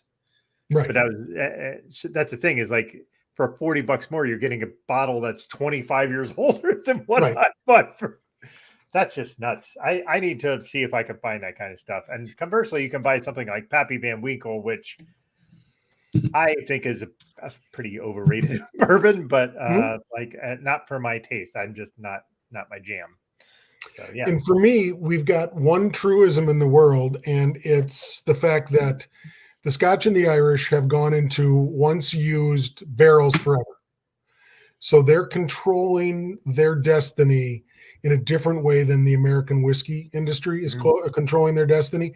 People are like, people of a certain age are like, oh my God, the whiskey that came out after Prohibition was phenomenal. The whiskey that came out during Prohibition, those old dusty bottles. You got to remember, those were old growth trees. They were making barrels out of 75 plus year old trees in many cases. Those trees don't exist anymore. So let's just assume that we'll never get that again because we'll never be making barrels from that type of a tree. But when you go into second use, you're not that far afield like you would be from 40 years ago to today in the American whiskey game. We're harvesting trees that are 20 years old now, barely, but we're doing it sustainably for the most part. But we're also not letting anything grow to 75 plus years and then harvesting. So it's just a different ballgame. And wood is such a huge component of whiskey. Research has shown anywhere from 60 to 85% of what's in our glass comes from an effect from wood. Not just color, but everything from solvency to taste and congeners, esters, the whole 9 yards. But the bottom line is, it's fun to watch Scotch, and it's fun to realize that they might be able to keep going forever. And a 60-year-old whiskey in a second use barrel is completely different than a 60-year-old American whiskey in a brand new oak barrel, because that gets you get very old very quick in a brand new first use barrel. You run very much up into a wall pretty quickly, but second use gets you that stretch that allows us to kind of play a longer game. There was sorry, Greg, one more thing, and then it's probably I'm jumping in here. I watched this show that was from I can't remember the fucking stupid guys from Scotland that were the beer guys, and now they're like in a lot of hot water. Brewdog. Brewdog. And they did a show where they went to go get barrels to age your beer, and that were Scotch barrels. And they had a barrel put together that was staves from various distilleries to make one barrel out of. And they showed the guys doing like putting the barrels together. The Coopers. Yeah, the Coopers. And they was like, well, how often do you hit your fingers? He goes, oh, a lot. And he goes, well, does that mess up your fingers? And the guy shows him his hand off camera. You can't see it. And he looks at it and he goes, oh, like that. like those guys, like, I know that's a tangent, but that shit, like, that's a hard skill. And that's not a lot of people. Cooper, yeah, it's labor intensive, like you said. Yeah, very much so. But it's very labor intensive, and it's interesting because I talked about this on a tour today. And Greg, Jason Walters brought some industry people out to the Goat, and one of the things we were talking about was you got to remember that we could be stacking these barrels on top of each other. They're not nailed together. They're hooped together by pressure. They're hooped together by expansion. And the technology is so perfect, but so low tech. Yeah. They did not overthink it. And that technology still exists in the entire spirits industry hundreds and hundreds of years later. You hammered those hoops home. You made them sit where they sit. You got the whiskey and whatever spirit was in there to expand to make sure they didn't fall apart. And then you stack shit on top of them, so there was more weight on them than there ever had been before, and they still held. It's amazing to me. And you can see it in a lot of breweries in this country, and you can see it obviously in a lot of distilleries. Boom. I asked this question on social media. Going to switch it up a little bit. So, Fred, you first, and Doug, you second. The question is, smash or pass? Smash. Okay. What do you see there? What do you see there that you like, Fred? Because I'd go back to Boston Lager every day. Oh, so watershed beer. It was one of those beers that not only ticked it for me because it was good enough, but they were the first people to go national with that lager in the craft beer movement. Yeah, that's true. All right. Smash. Any of the other ones? The other ones are less interesting, but the next one I would go to would be that Irish Red. Okay. And Cold Snap to me is if it's called Cold IPA, I don't even know what the hell that means. It just means it's an IPA that's cold. That's what I get out of that. Which you wouldn't drink it more. So. That's a confusing name. Doug, smash or pass? I'd smash, and I agree with Fred, the Boston Lager, and I'm weirdly curious about the maple pecan porter because give me the fucking stupid adjuncts because I'm a junkie for that stuff. Me too. Irish Red would be good. The Whitewater IPA I would be curious to try, and I don't know. I can't read what's under the escape route. I can't either. Yeah, I don't know what escape route is. Yeah, Cold Snap I am not a fan of personally, but that's me. You've had it. Yeah, and then usually when Sam Adams brought up, Doug always wants to talk about the one Sam Adams beer that he loves. So here you go, Doug. I'm teeing you up. Old Fezziwig. They still do that one? Beer. I love that one. That's a do they still do it, Doug? They still do it? So. They stopped. Oh man, they were doing it though when we were on the stream. They did, and then a couple of years ago they just decided to stop making it. And I can't remember if they decided that they were going to start doing it again, but no, they stopped making that. Old Fezziwig was just this really cool Christmas beer was like not overly spicy. Like it's just a really like your Mad Elf. No. Listen, Mad Elf is its own little category. I love that beer. Greg hates it. I love that shit. I don't hate it. Come on now. Give me a little credit. But have you had I want to hear what Greg says about that smash or pass for Greg. Yeah, Greg, we didn't hear from you. It's absolutely for me a smash. It really is. Doug, the maple porter, of course. I mean, I don't think we see enough porters. So if you're going to adjunct one out, that's cool. I don't know what Escape Route or Cold Snap or Irish Red or Whitewater are. So I want to try them all.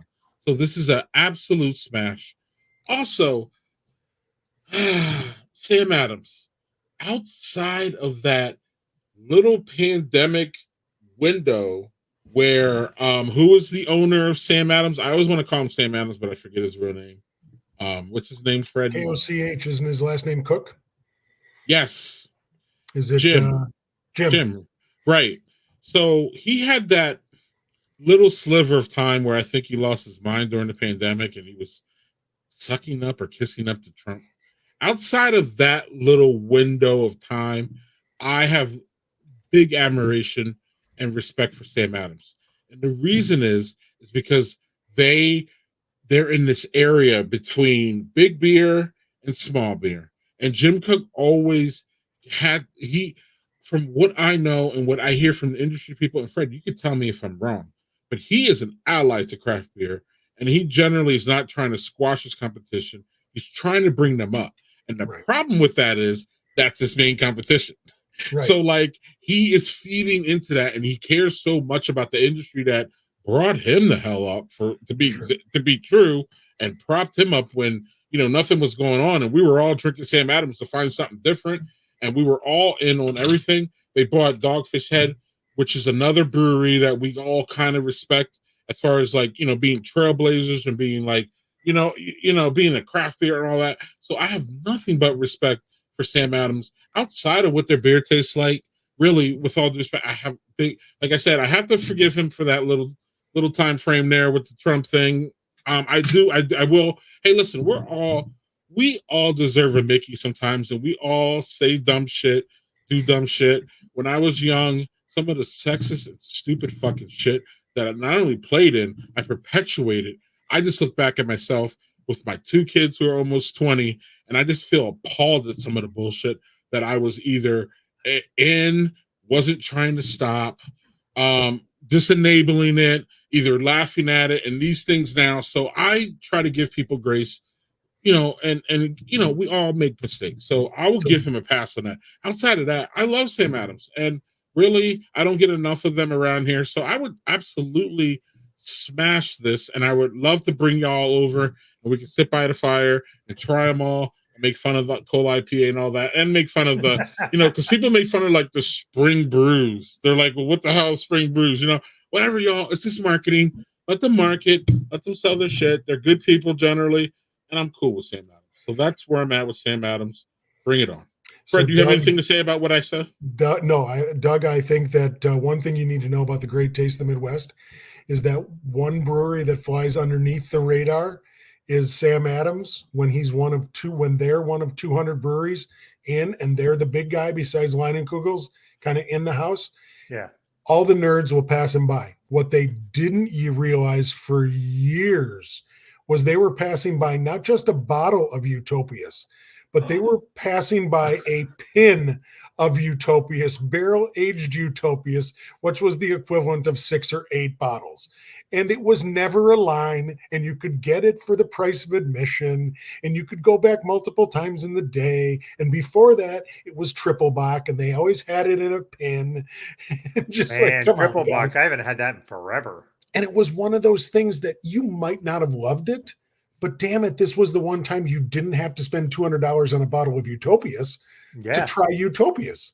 And you could walk right away having been completely satiated and said, you know what, that is plenty of that beer. I do not need any more of that. Or go, you know what, I got to track that bottle down because not only is it cool looking, it's a tasty beverage.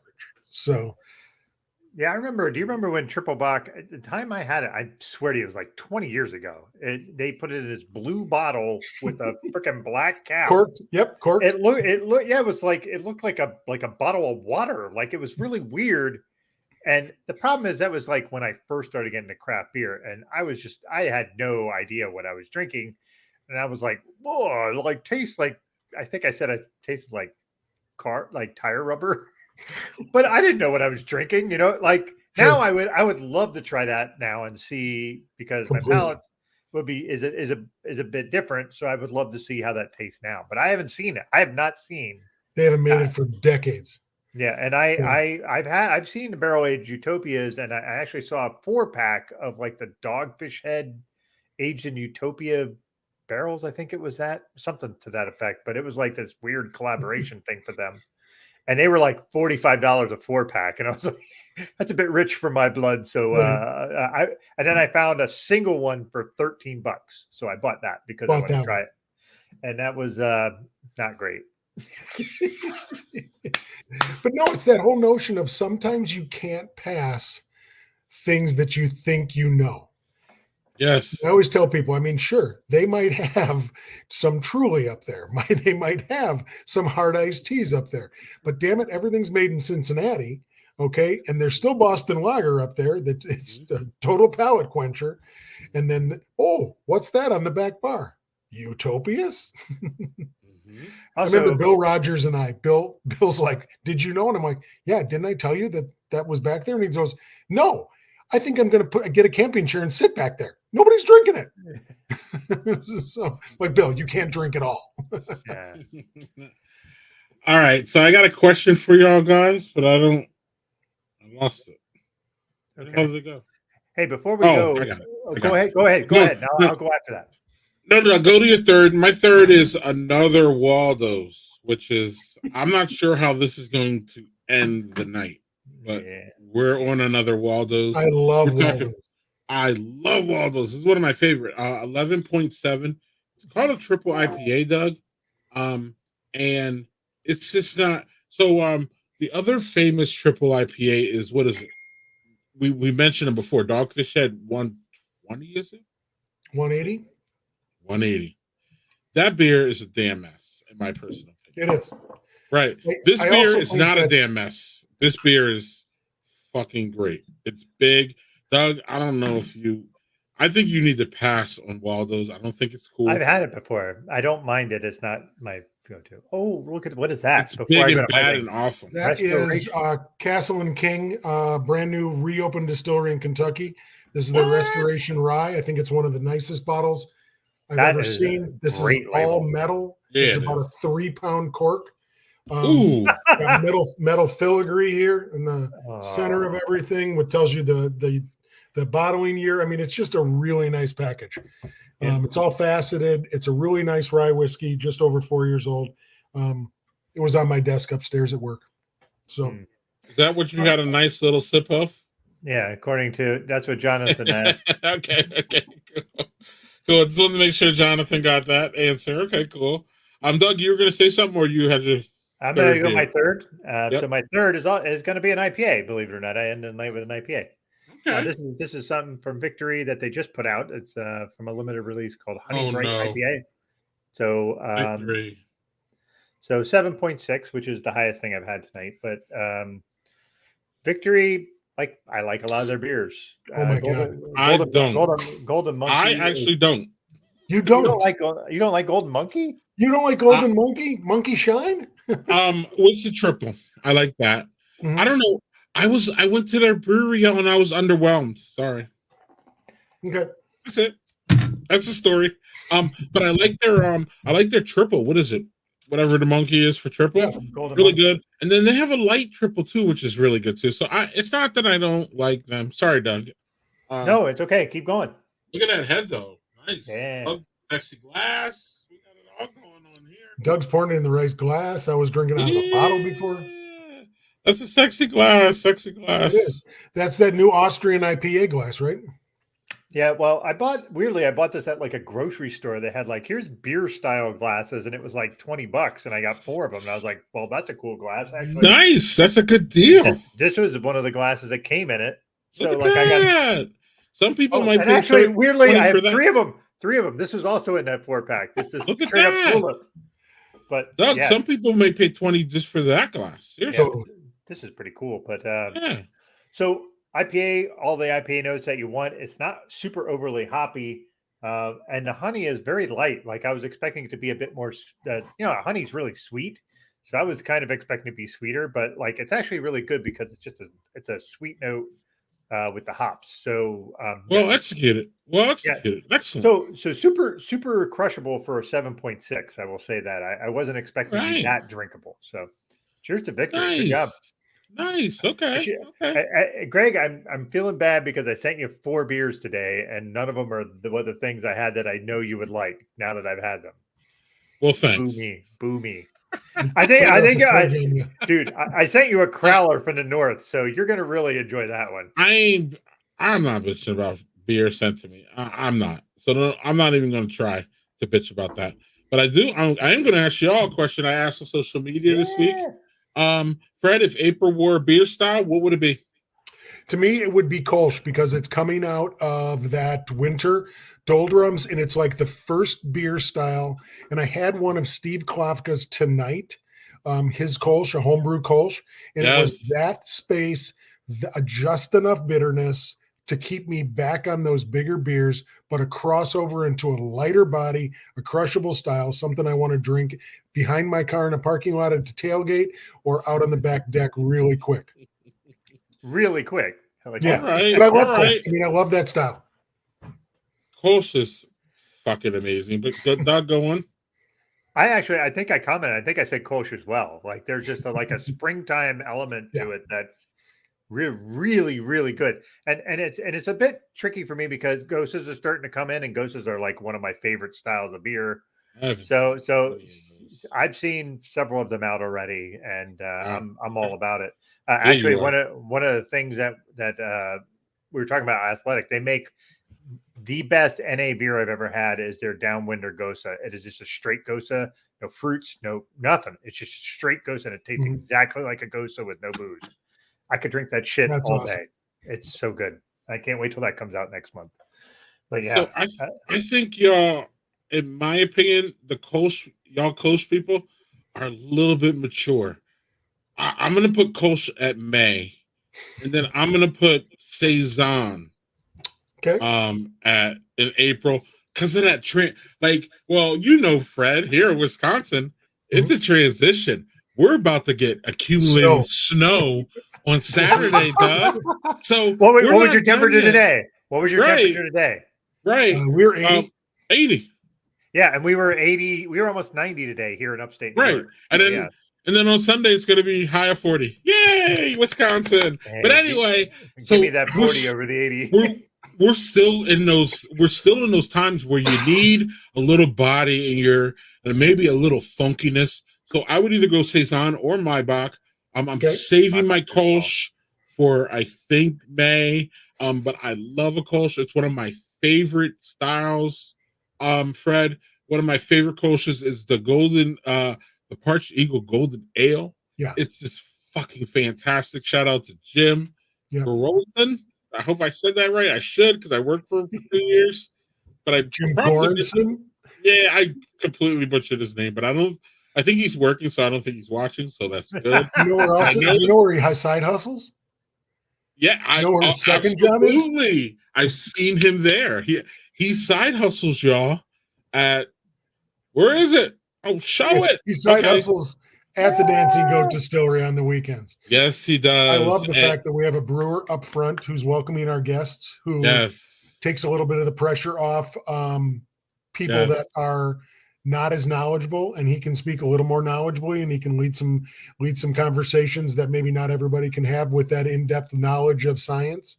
So yes, and he's great, and he makes a snappy ass Kolsch. He does. I mean, when you get it fresh, Doug, it's like it really hits you. And a Kolsch should hit you a little bit, but Jim's just has that snap to it that gives it like that little extra oomph. It is just fantastic. And when I see that he puts it on, I'm usually there in the tap room for that because I don't think he bottles that yet or cans that, but it's just one that you got to go get. It's just great. So I respect the Kolsch comments for sure. It's a little bit too early for me because again, I might be shoveling snow and taking out the fucking snowblower Sunday. Can I also mention that I have already seen Langenkugel's Summer Shandy on shelves in my grocery stores. They might as well just make that a year round. Why the fuck are you doing it in April? I haven't even just make it a year round. So when you asked that question, Greg, my first thought was, well, son of a bitch, isn't that when Oktoberfest come out? Don't they start coming out in April? Because Wait, you're asking me pumpkin what beer, the marketing pumpkin budget beers. is. I'm like, son of a bitch, it's Oktoberfest, isn't it? But no, not Right. for me. It's like, forget that. I mean, Oktoberfest is September beer. Right. Makes me feel like a kid Kolsch again. Daniel, New No Kid Glarus Kolsch. upset a lot of people this year by saying that they're not going to release Kid Kolsch. I think, right, Fred? It's Except interesting Ripples. because Dan makes a beer and he decides not to do certain beers because I'm pretty sure he kind of decides based upon conversations. He might decide that I'm not overly excited about double IPAs. But then he makes one 7 years after double IPAs hit the market, and suddenly he reestablishes the bar. Because now Right. you look at Scream and you're like, oh, Yes. that's what it's supposed to taste like? Okay. And when Fred says Dan, he means not Daniel Fisher. He means Dan, Carey. part owner and brewmaster at one of the best breweries in Well, and he the did the same thing with Kid world. Kolsch. He did the same thing with Kid Kolsch. He just schooled the Germans on Kolsch. It's like, what the hell? You just made a Kolsch that you can bury in Germany and will have all the love. And shout out to Dan Carey. He has one of the best brewery and beer podcasts out there. Yeah. Google it. It's fantastic. He talks about all the beers. He talks about how he came to, he just talks about everything New Glarus. If you're a New Glarus fan, even from afar, you're going to enjoy it. I listen to it all the time. Shout out to it. Really fun. It is fun. It is fun. Yeah, he has to carry that way. Come on, Daniel. It's funny because it took me halfway reading through it, Doug, like live to fucking like realize he was playing words. So Dan always gets us that way. Or Danielle always gets us that way. But yeah, Dan is a treasure to not only Wisconsin brewing community. He is a treasure to the brewing world. Him and Deb, they just do so many good things at New Glarus. I wasn't even trying to bring New Glarus up, but y'all know what New Glarus does, and their name precedes themselves even outside of the state. So it's just great, and I still love them. And Fred, many things in life we take for granted because you even mentioned it, my friend, about how sometimes we're just such a fast-paced society that we don't sometimes sit and smell the flowers. Yes, that's a Miley Cyrus. That's buying yourself flowers. That's not the same thing. Oh, whatever. It's called flowers, and yeah, it's called flowers, and I hear it 7 times on the radio when I go drive an hour. So apparently, people know about this. But anyway, we have to give them their flowers and acknowledge that sometimes shit happens, Fred, like Ale Asylum, and we don't appreciate something really sometimes until it's gone. That's really part of like the fast-paced society. That's part of the bad effect of that, which is, sometimes we just don't, someone's gone or something's gone and we're like, damn, they were amazing. That was amazing. I didn't realize it. I didn't acknowledge it. I didn't take enough time to go. And that's usually the time that, you know what I mean? It's way past that time at this point. Right. So Ale Asylum, shout out to them, but really shout out to New Glarus I'm doing a lot of shout outs today. Shout out to Carbon 4 for resurrecting the Ale Asylum brand. I don't know if you want to get into that, Fred. That's really interesting. But we also have Eagle Park resurrecting, Milwaukee Brewing. I mean, yeah. So we have these things. Yeah, we have these things going on here. People not letting brands die, and I know that there's a little consternation about that, but I personally like it because again, it's giving people what we want. People still wanted to drink Hopalicious. I drank a 7 or 6 month old Hopalicious, I believe, on the stream, Doug, and it had no hops. It's called Hopalicious, but I wanted to drink it for nostalgia, and I wanted to remember, like, getting back to what Fred said at the beginning, at the top, which is me drinking a Hopalicious remembers the first time I had it. It reminds me of sitting on that wonderful patio that Ale Asylum had and eating those damn wings that they had that were good, that were bad for me. And it's just, I can't say enough, and I didn't really get to give my opinion when Fred was talking about that, but I can't say enough about how Fred was astute about how that really is the backbone of all kind of drinking society, is putting yourself back. One of my first Madison's Homebrewer and Tasting Guild events was at Ale Asylum. And I'm pretty sure I met Fred there. I met Kate Stogger. I met Bill. I met everybody, all of the people, McCall, Dwayne Brusher. I met all these people who are in our group. I met all of them there. And I just have good, I drive by there now. And Doug, I don't know if you heard, Ale Asylum's going to be a volleyball court now. So it's not going to hit the same. But I can't go down the street, Doug, Carbon 4, and get Hopalicious and hopefully Contorted Porter, because I heard they're trying to brew that. It's a great porter. Ale Asylum it was a great porter. They brewed it a couple times, but they didn't really care about it because nobody really cares, sorry, Fred, about porters anymore. But I'm here to champion it, Doug. Big porter's cool. But I just wanted to get that little soliloquy out about Glarus and all that stuff. So, Fred, I don't know if you want to respond to any of that. Oh yeah, absolutely. I mean, I think that there's two truisms, particularly in the world of food and beverage. And first and foremost, it's in beverage and in food. It's who was fearless enough first. So in distillation, it's who was fearless enough in the state of Wisconsin, okay, to pull a distiller's permit. That guy, that gal, they get a ton of respect because they were fearless. They were the first. And in our case, in Wisconsin, that was Great Lakes Distilling with Guy over in Milwaukee.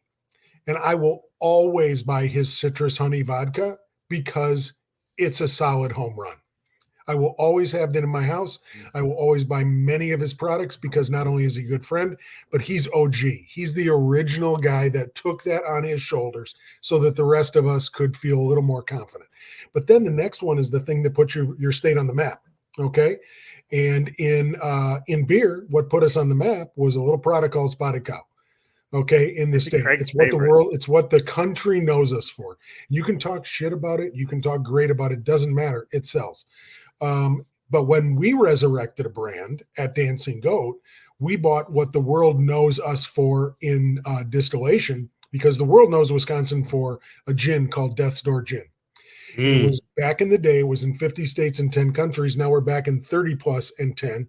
Last year, we opened up Spain and Italy again with a gin that 15 years ago re-educated the entire U.S. market, along with like a product called Aviation.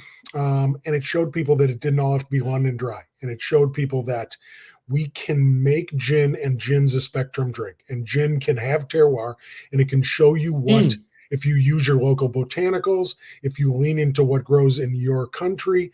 Bottom line is gin has such a loose definition. It just has to have a preponderance of juniper. Well, then the rest of the world, everything can play.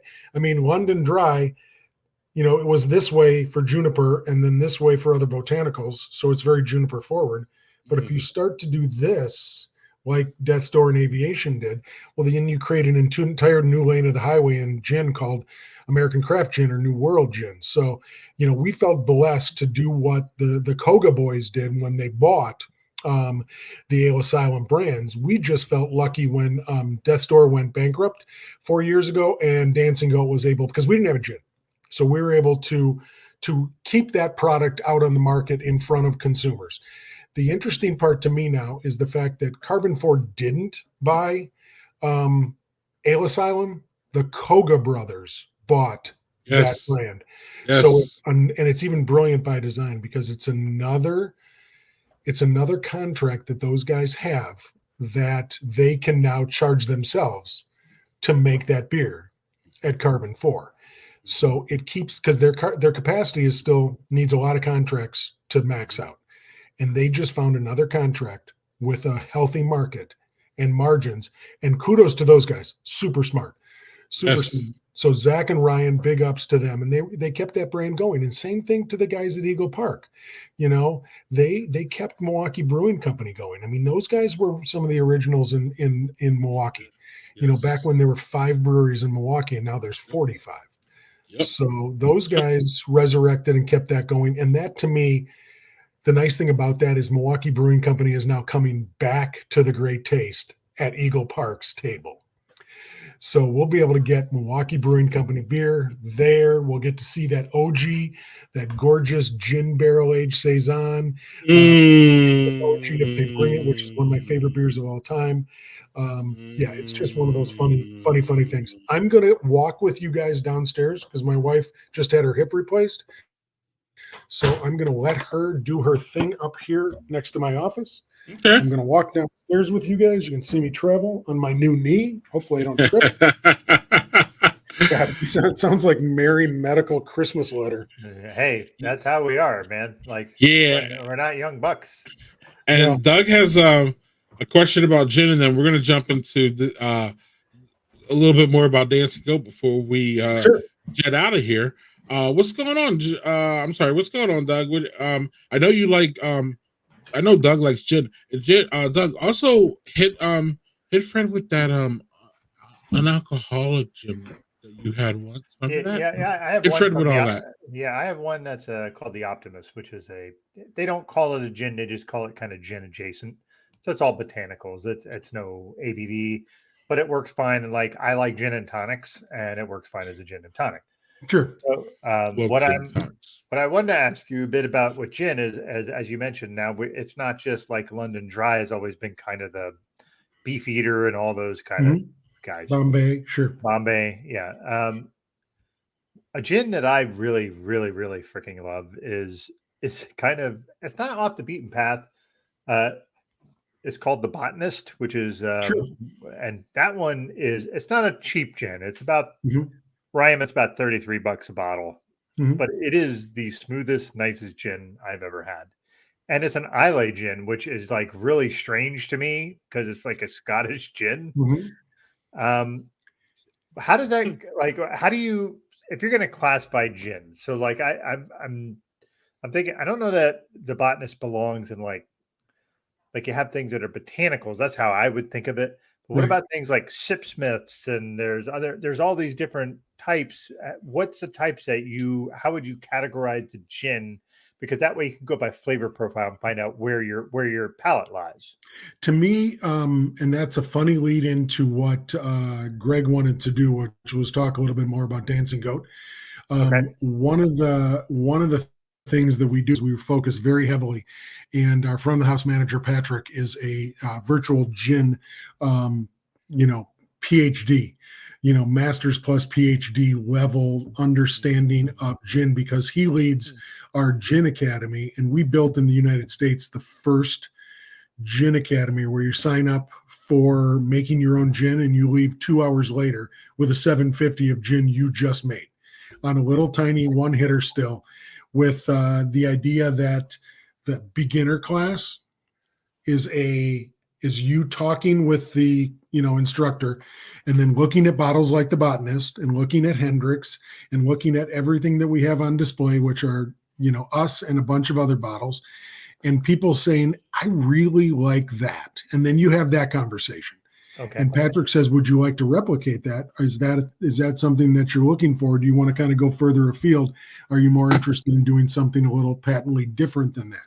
So one of the things that I love is that gin is probably the only spirit that can really globally have terroir, because you can use the botanicals that grow in your country, your state, your county. And you can really lean in if it just is a preponderance of juniper in the mash bill. It's fun to see how different people can play. So you go to South Africa and they have elephant dung gin. You go to Tanzania and they have botanicals and herbs and fruits that grow there, so they make their gin. You go to Austria and they make a very Germanic gin. You go to the Scandinavian countries and it gets a little more sprucey in some ways. So the cool thing is that there's New American or American craft gin, there's London Dry, and then there's like New World. Roughly, I mean, you could say generally those are the categories, and then there's a bunch of other subcategories that things get judged on. Yeah. To me, the beauty is that what I love about, if you're blessed enough to be able to travel to different states, if you're blessed enough to be able to travel to different countries, gin is one of those things, along with beer, where maybe you can find something that speaks to where you traveled to. Okay. A lot of times whiskey is aged in the same barrels, in the same climate, and it's in a warehouse that's still 68 degrees, okay, and does not speak to your climate. But gin can be one of those things where I can tell you I've had gins from Washington, Washington, D.C., South Africa, that scream that terroir and that country and that community and what they do. I mean, I love the fact that it's like civet coffee, civets, they eat this and then they shit that. The same thing happens with elephants because elephants don't digest food. So you put elephants in intentional fields with botanicals. They forage, they poop. You gather, and then because they're not digested, it is not the same thing as the way you think. And it's one of the most fascinating things because it's one of the most floral gins I've ever had from South Africa, made from elephant dung. And it's just fun. And it's not because it's made from elephant dung and I'm a third grade boy. It's the notion of this is really cool. And it can tell you again about time and place. And place being, I traveled there. I mean, my wife looks at me and she's like, dude, every time we vacation, you buy an Amaro from some location and you buy a damn gin. And I take them back to work and we all try them. So that's kind of what we're trying to do. It's that notion. And I think beer can be the same way because beer can be very, very, very, very different. Okay. And you can find different places and different people and different communities that kind of lean in hard on different things, okay, than they do in Wisconsin. Because our ethos and our thought process might be this way, and we might skew a little more statewide towards Germanic styles historically, et cetera, et cetera. You go to the East Coast and they might be different than the West Coast. Yeah, there's I had it on the show once. Is my wife and I went to Iceland a year and a half, September 2021. And one of the things we had there that we brought home was Floki, and it was a sheep's dung vodka. And it was a decent vodka. Not like great vodka. I'm not a big vodka fan, but like it was just interesting. And I remember having a show and people were just like losing their minds, like, you're eating something that came out of a sheep's ass. I'm like, yeah, but it's not like they put a turd in a bottle and I just filled it with alcohol. Like it's You've got the people who eat says the people who eat mushrooms. Go on, Doug. I love mushrooms, so yeah. But it's made in dung. It's made in. You talk about elephant dung, sheep dung, the whole 9 yards. You're talking to a Chicago kid whose family was in the meat industry. So I've put virtually anything in my mouth. In addition to the fact that I worked my way through college as a bartender and somebody that sold natural sausage casings.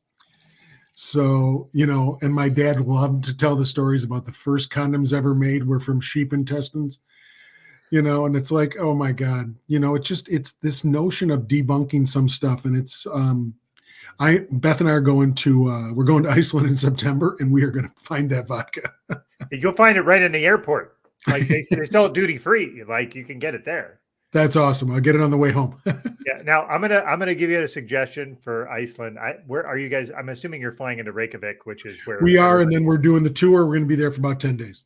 Yeah, we did the ring. I will have to message you. There is a restaurant near from my 50th birthday. My wife and I went to. That is a Viking restaurant. It's in a Viking, like a replication of a Viking lodge. And they do a thing where you eat fermented Greenland shark, and you have a shot of vodka, and then there's something else with it. And the fermented Greenland shark is supposed to give you longevity. It's because that shark is like, those sharks live like 400 or 500 years old. They're in the ocean for forever. So they do this and they do this thing, and the alkalinity in the shark is like crazy high. Like it does not taste good. I'm just telling you, this is like a tradition they do. Sure. They get like a little bite of it and then they give you a shot. The Viking meal is unfucking believable. It is so goddamn good. It's reindeer and like all this shit that like, I think they have horse on the menu, like it, because that's what they eat. Like that's right. part of their protein sources. I hope you enjoy Iceland. Iceland is just awesome. We have some. I have a lot of suggestions for you because my wife is like a research fanatic, and I don't know if you guys are like that, but my wife. Oh, absolutely. Push me that through Messenger. And again, here we are. We're back at time and place. Your 50th birthday, you're with your wife. You remember that meal. You remember that drink. You remember how it felt. You remember it, and you said it yourself. Some of those tastes were not your favorite. Okay. But you're still talking about that meal years later. Yep. You know, and it's, you know, you're with your wife. So I'm hoping that was one of those great moments. You know, it's always when you're with the right people. Doug, I will tell you, some of my best brewery moments are when we're with those 40 guys and gals on that bus. Okay. Yeah. And we're going to the next place. And it's the, you know, great taste tour of say thank you. You know, it's the goodwill tour of saying thank you. And to see the way people respond when you come in kind to thank them for coming to your beer festival. I mean, that's a weekend of time and place moments where you're looking at, and I think sometimes we rely too much on the fact of we're trying to judge beers and we're trying to say, oh, this wasn't as good as that one. Remember that one on Friday night? That was great. This one's good. That was great. Instead of leaning in hard on the moment and saying, yeah, but do you remember how they welcomed us when we came in that room? Do you remember how they all hugged us? Do you remember how they said, we're so glad you're here? I mean, sometimes I think we skip over those moments to try to judge the food and the beer too quickly sometimes. Yeah. I will also there is a place I have to send you the name of it because you drive in and you come in on top of it and you look at it. It looks like something out of Lord of the Rings. Nice. It is the most unbelievable view I've ever seen coming into a town. Very cool. Yeah. Let me know because my wife does a lot of research. And I, as somebody that with children, I will respectfully and boastfully say I got through the entire trilogy in 20 minutes. When I was reading The Lord of the Ring to my kids, I would say words I can't understand. They're still walking. A bunch of more words I can't understand. A lot of walking. They're still walking. and the kids to this day are like, Dad reads the worst books. And it was because I didn't care. I wasn't interested. I don't care if they had hairy feet. Didn't matter to me. But no, it was one of those things. And, you know, I want to go to Iceland because Beth wants to go to Iceland. And I think that will give us that many more great moments. So, and the people are absolutely lovely. Like, that's absolutely awesome. Lovely. And now we're back to moderation because those guys don't fuck around with drinking and driving. That's the culture when if you get caught, you are basically done. Yep. For a long time. Yeah. So, and I mean, is that the best way? I don't know. I'm not here to say we need to mimic Iceland, but I'm telling you, they might have it figured out more than we do. Probably a lot better in a lot of ways. So, yeah.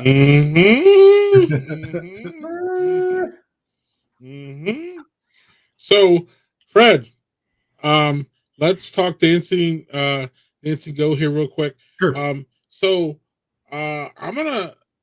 Real quick though, Doug, Fred, you don't have to respond, or you can if you want.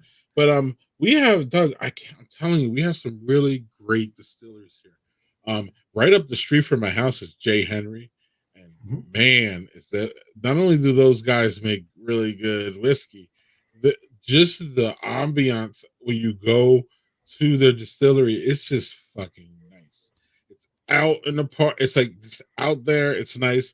Dancing Goat is the same thing, Doug. It's just really nice. As y'all can see here, I mean, it really does look this nice. It really does look this way. Pretty much, I mean, you don't have the sunset and the beautiful sky. You know, it's Wisconsin, so it's probably going to be cloudy and shit. But it's just a really nice facility. It's well designed, and it's really, really welcoming and opening. And then, like I said, around what you don't see, this is like a 360. If you would just turn your back and just pivot, you would just see nothing but like vines because it's a vineyard there. So I want Fred to kind of talk to us about. Keep that picture up there for a second. Okay. Yep. Just because during COVID, at the beginning of COVID, we added 30,000.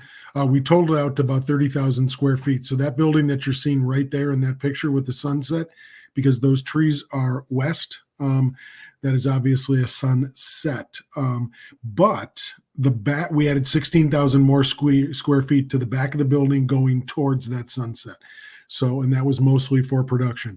That has 4 stills currently in operation in it.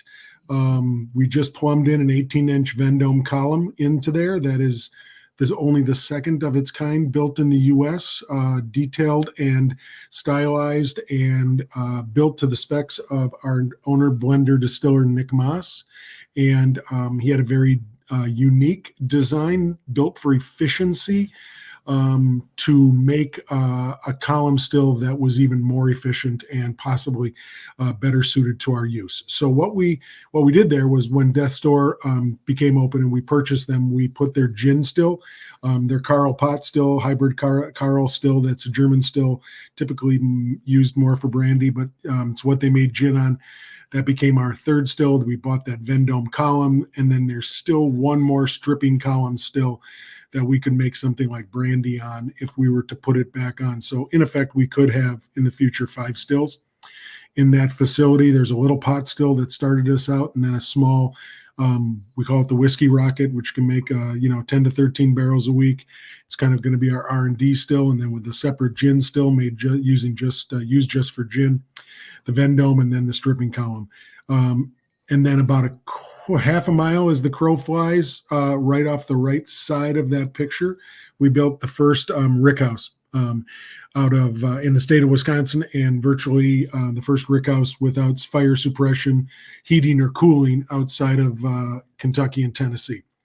So, and we're less proud of the fact that we built it, and probably the Moss family would tell you they're most proud of the fact that they put it into Wisconsin building codes. So anybody else that are our friends and anybody else in the Wisconsin industry, should they choose to build a rick house, can do that because it's now in building codes for the first time.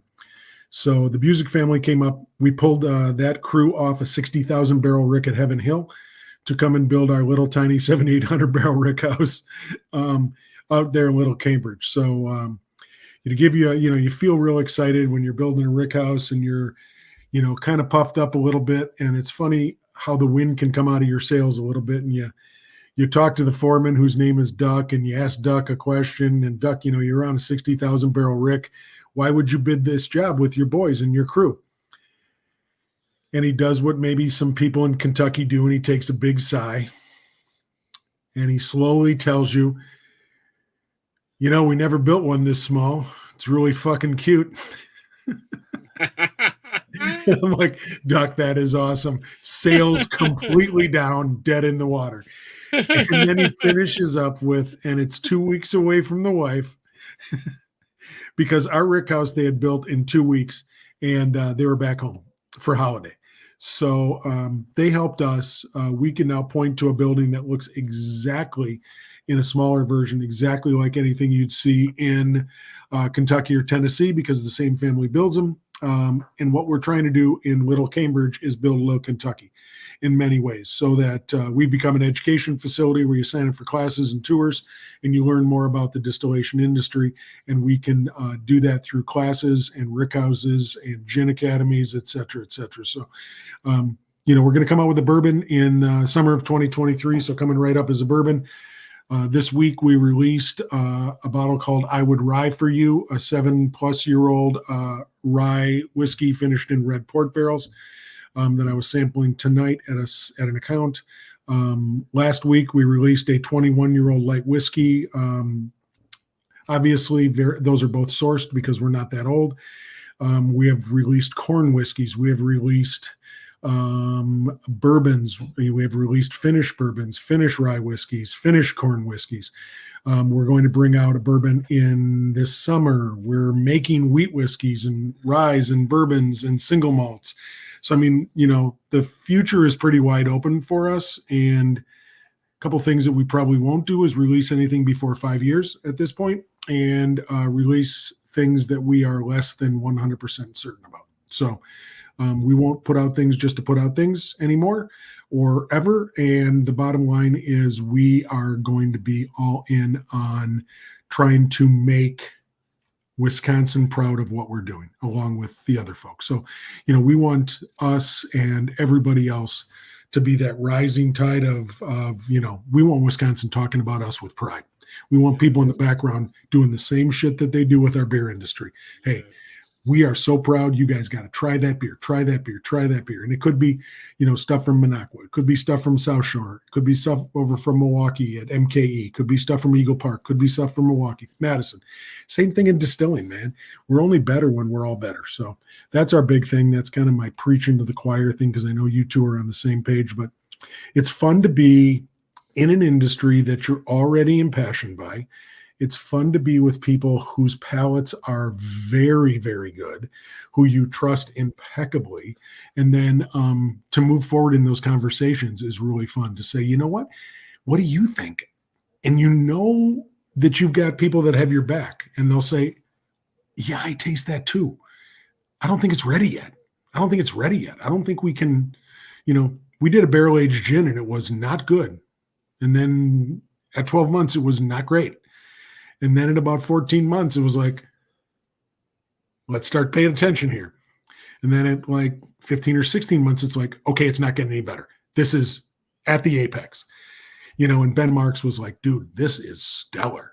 So, and it was one of those things where everybody's having a little bit of part of the conversation. It's, it's that energy around getting excited about what you do for a living. So, and we're just a bunch of those guys and gals, because we got a number of gals working for us, a number of people with great palates, a number of folks that are on the 20 and 30-year-old side, a handful of us that are on the north of 20 and 30 side. So right now, I think we're in a healthy spot. We're in a good part of the industry. We've got a family that is impassioned by what we do and also have great palates. So, we're in a good spot. It's a fun spot. So, I don't know how many people, I was a public school teacher for 35 years. And there was never a day I regretted going to work, and I loved that job. And then I got a second one that I never regret going to. Who gets one? Most people don't get one. This dumbass on this side of the computer got two. And my wife reminds me of that every day. You do understand you are a lucky son of a bitch. Yes, I understand that. So good company, good people, and we're just going to try to make everybody proud around us. Cheers. Doug, I'll bring you a bottle. I'll go out there for you and bring you something. Yeah, I'd love that. So yeah, Perfect. Cool. You pretty much summed up what I feel about Dancing Goat. Obviously you've been to the technical side, but as a fan, I really love what y'all doing, and I love that y'all have. I think y'all pretty much carved out a niche locally, and I like that. But y'all are one of my other favorite ones, and the lady loves it a lot. We actually have a really good time there. Is Doundrins? Doundrins. Yes. Yeah, in Cottage Grove. Fucking really nice place. They do some funny, funky things. They're really, really nice and personable in there. Yep. I had a really good time in there, but they're kind of a different lane than y'all, even though they're really close. So we like to hit y'all both up actually in a day. Totally. We'll go out for your release. But again, Fred, it's just like the beer industry, like you said, because when I don't just go to Giant Jones, I'll go to Working Draft, and then I'll maybe even hit Vintage. And that's really the point, is because they're all so close. Or, for that matter, I hit Giant Jones, and then right around a corner in the same building is Old Sugar. And without respectfully, the worst part about Old Sugar is the location or the space. It gets a little bit too loud in there. Other than that, though, and that's just, that's a space thing. That's not really but personable people, really good cocktails that accent what they're doing. It's just a really nice spot. Y'all really are, working on that there. So Doug, from Madison, you got to take a little bit of a hike out to Dancing Goat. Once you get there, though, it's really nice, and I'm telling you, it's just a nice destination. Just to sit out, have some drinks, talk to Jim. I've never seen Fred there, but I haven't been there that much. So, but Fred's usually out in the wild, so you can usually see Fred in Madison or closer to Madison, so you don't have to truck all the way down to Cambridge. But it's, again, I can't say enough about it, y'all. And if I'm traveling to any of y'all and y'all want me to get you some Dancing Goat, I can make that happen. Sure. Same with Jay Henry, Dundrins, all these places. They're just so much fun.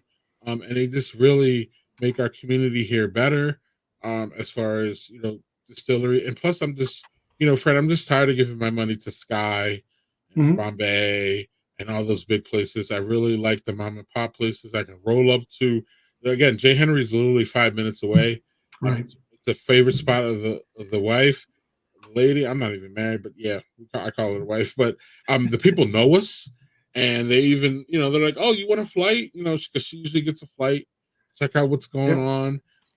Again, it's really the same, y'all. It's for y'all who love the craft beer industry, there's really many parallels here. So there's a if you're ton of not in parallels, Madison, and I think what makes us better is that there are so many unique stories.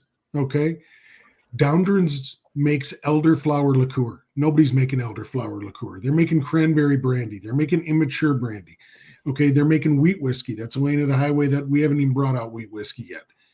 And then you go to the Henrys, and they're the ones that patented back in the 50s red dent corn at the UW because they're grain farmers, okay? And they're using their own grain to make their own stuff. So, I mean, there's just so many stories, and then you get these personable people. You get Abby at Downdrans, you get Jim at the front and Matt and the rest of the crew at the Goat. And then you go over and you see Mama Henry, okay? And she's like everybody's mom. And she's like warm baked cookies and a big hug, yes, and yes, you just feel like, oh my God, I belong here because they make me feel like I belong here.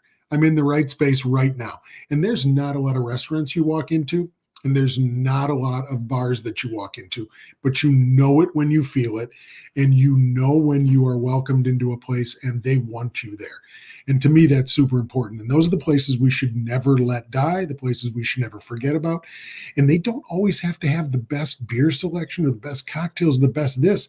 Sometimes it's just good enough to have really good cocktails, really good beer selection. But that other je ne sais quoi is that whole notion of, you just made me feel great when I walked in here.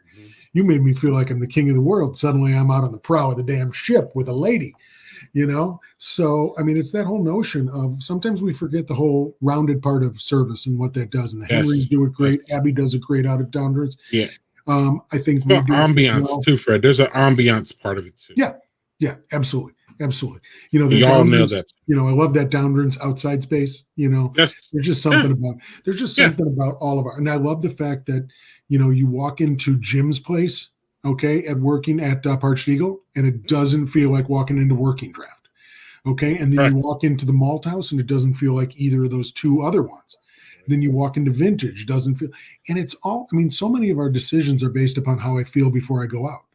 And I love the fact that, sometimes we forget that. It's like, I feel like just being low key. Parched Eagle feels absolutely like the right spot today because that is low key. I feel like a big window place, okay? Like I kind of feel like I want to be a little more expansive tonight. I might go down to Vintage. I feel like I want to be in the worlds of one of the coolest, most Scandinavian interior design spaces in a brewery. I go to Working Draft, I mean, there's just, our daughter is an interior designer, and she designs spaces for exactly what we're talking about, to be welcoming and for the crew to lean in hard on what that building feels like when it's empty versus how you get welcomed in when it's full. Amen to that. Yeah. Amen to that. And Doug, on that, I'm looking to wrap here. I know we didn't talk about watching, but we can.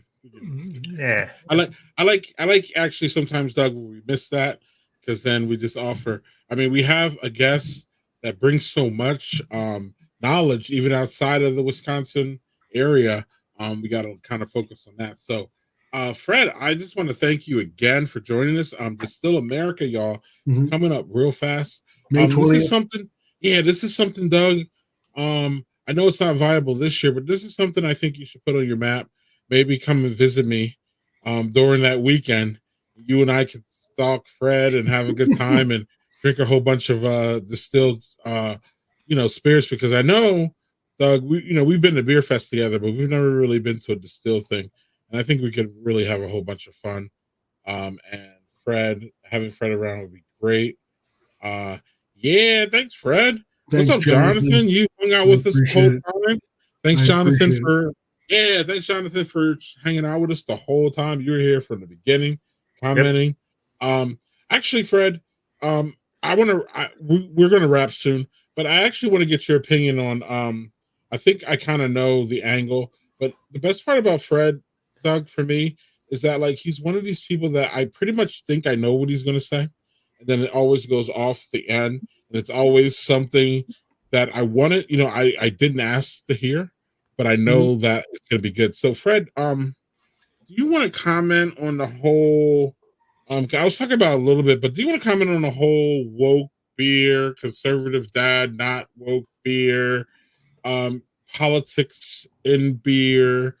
It's always been in beer. We know this, but now it kind of seems real prominent with this Bud Light quote unquote boycott and all the other stuff. So I wanted to give you a time, since it's really timely, to chime in on that. Yeah, go. Sure. No, I mean, to me, it's, the whole Minocqua Brewing thing is the other side of that coin. The Bud Light thing is on that side of the coin, but then you have some conservative elements that have started to bring things out in the last week. Minocqua Brewing doesn't even have a brewery anymore. They're a complete contract. They shop those beers around. They're not from the Northwoods. He still lives up there. He still runs a super PAC from up there. He is a very interesting individual. I just know that the reality is we can't at Dancing Goat get pigeonholed into that. We can't get pigeonholed into those kinds of conversations, okay? Because it's never going to go right for us, okay? We're always going to upset somebody. And I had somebody come up to me, and I won't say where, and I'll just say that it was in the last week or so, and I merely said that our distillery, and I was trying to give him a geographical reference point, and I said, the bottom line is our distillery, we're about 20 minutes straight east of Madison, and we had been having a lovely conversation up to that point, until he took a swallow and he thought, and his wife had been very cordial, and he said, you know what? I wouldn't lead with that. And I'm like, you wouldn't lead with what? And I'm curious. I'm a little questioning. I'm a little not clear. I'm a little unclear. And he said, I wouldn't lead with that Madison shit. And I said, okay, I'm going to bite now. But before I say that, I'm just going to remind you that I did not go hard on the town that I'm in. I didn't come at you with any attitude. I want you to know that I was merely giving you a reference. I could have also said 20 minutes straight west of Whitewater, but Whitewater is 1/10 the size of Madison. It's not a good reference point. I could have said 45 minutes straight south and west of Milwaukee, but if you're not from Milwaukee, that's also not a good reference point. Okay. So I just, I didn't know where to go, sir. And I want you to know that I've raised my kids there. Okay. And I'm okay with it. And he goes, it's the People's Republic of Madison. And I'm like, and all I could think to say was, sir, I just need you to know that I genuinely want you to have a better day than you seem to be having right now. And I don't mean that facetiously, and I don't mean that to get up in your face and to be a smart aleck or anything else.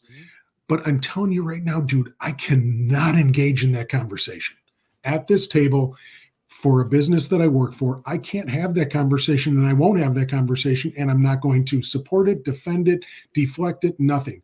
I am just going to respectfully back right out of this conversation and repeat, please have a better day when you leave this table. And his wife couldn't have been more mortified, and I think my guess is he probably does this multiple times. But if you're going to get your butt hurt about woke beer is going to be around for another few weeks, and then it's not. Okay. And then, Bud Light, rainbow cans are going to be around for a while, and then they're not. Okay. Everything's going to go away. And quite honestly, unfortunately, and sadly, we're going to go back to what we always do, because we always do. Okay. If Sandy Hook didn't move the fucking needle, okay, on gun control in this country, when that many kids get mowed down, fuck us, and we missed the goddamn boat. So the bottom line is, I don't think that the Minocqua stuff is moving the needle. Honestly, I think those people that are buying it are already buying it. It's reasonably good beer. It's not great beer. I hate to say that, but it's not. And then at the same point in time, it's like all the other stuff, geez, that's not the way to change the needle. It's not to lob bombs. The best way to do it is to sit down at a bar stool and talk and listen and be open, and don't sit there. I mean, one of the coolest, I was on a running crew in La Crosse within the last year with a young kid who was very different politically than me in the industry. And I woke up to this text: "You are one cool liberal." And I'm just like, I don't even know what that means, But then I called him and I said, dude, you have to explain that. He's like, you're the only person that listened to my conservative self and gave me the time of day. And I'm like, dude, we all need to do that. I told you, I'm different than you in the beginning of this conversation. I'm going to be different than you in the end of the conversation. But what I want to hear is I want to hear you say it. And I don't need to beat you up over the head about how you're not this and not that. And I'm this and I'm that. So, I mean, to me, many of the best conversations happen on bar stools. And I just wish we could have more of those good conversations on bar stools where we're respectful and we're listening and we're leaning in harder on, because we need to listen to each other. And there are people that don't know and don't get it and need a little bit of push to maybe get there. And then there are people that I think on both sides that'll never get there. And the people on the woke side, the people on the other side, whatever the fucking two sides are, it's a two-sided problem. It's a double hydra. And, I'm not sure that it's a 50-50 hydra in my mind, but the bottom line is there is ignorance and stupidity on both sides. So this is the kind of conversation y'all can have in the People's Republic of Madison with people like my friend here. Yeah. Just so you know. Oh, me too. Because I've gotten those same compliments. I remember this conversation I had the same conversation, Fred, at Parch Eagle more than once. And one of the dudes actually worked at Parch Eagle. And he came up to me and said, look, I know we disagree on this shit, but I'm really, really grateful that you at least heard me out. Mm-hmm. And you didn't scream at me. And Right. you didn't come at me. And now, Fred, that dude voted for Trump. Now, Fred, that dude voted for Biden. He voted for Evers. He voted for Mandela Barnes. He voted for Janet. He sent me a note, Fred, last week that said, I was happy to vote for Janet. Thanks for having this conversation. So you were right about how really just kind of being human when you can will change more. A lot, and I wasn't really even looking to change his mind. Fred, I'm at the point, being obviously black in this country, I actually feel that I can't change anyone's mind. I actually feel that. So the best, now, whether that's true or not, we can debate. We can debate that all day long. Now, what that has set me up, though, Fred, is for me, when I say I can't change anybody's mind, it sets me up, it frames the argument differently. Because I'm not here to change your mind. With all due respect, I don't give a fuck. You are your own person. You can decide. You have your own history. You have your own life experience. That's always going to lead to a different conclusion than me. Even with my two sons who are homeschooled, they are less than 2 years apart. And they are just so vastly different in so many different areas. Okay, so even when you come from the same place, from the same people, from the same fucking house, you still have kind of vastly different views. And you just have to give people grace. Yes, it's fucking hard. It's not easy. You took the high road with, your buddy that you mentioned. And I took the high road even though I was pissed the fuck off. I'm like, and it was he's just a young white guy. And I was just pissed off. Why the fuck were you voting for him? What the fuck's going on? So that was in my head.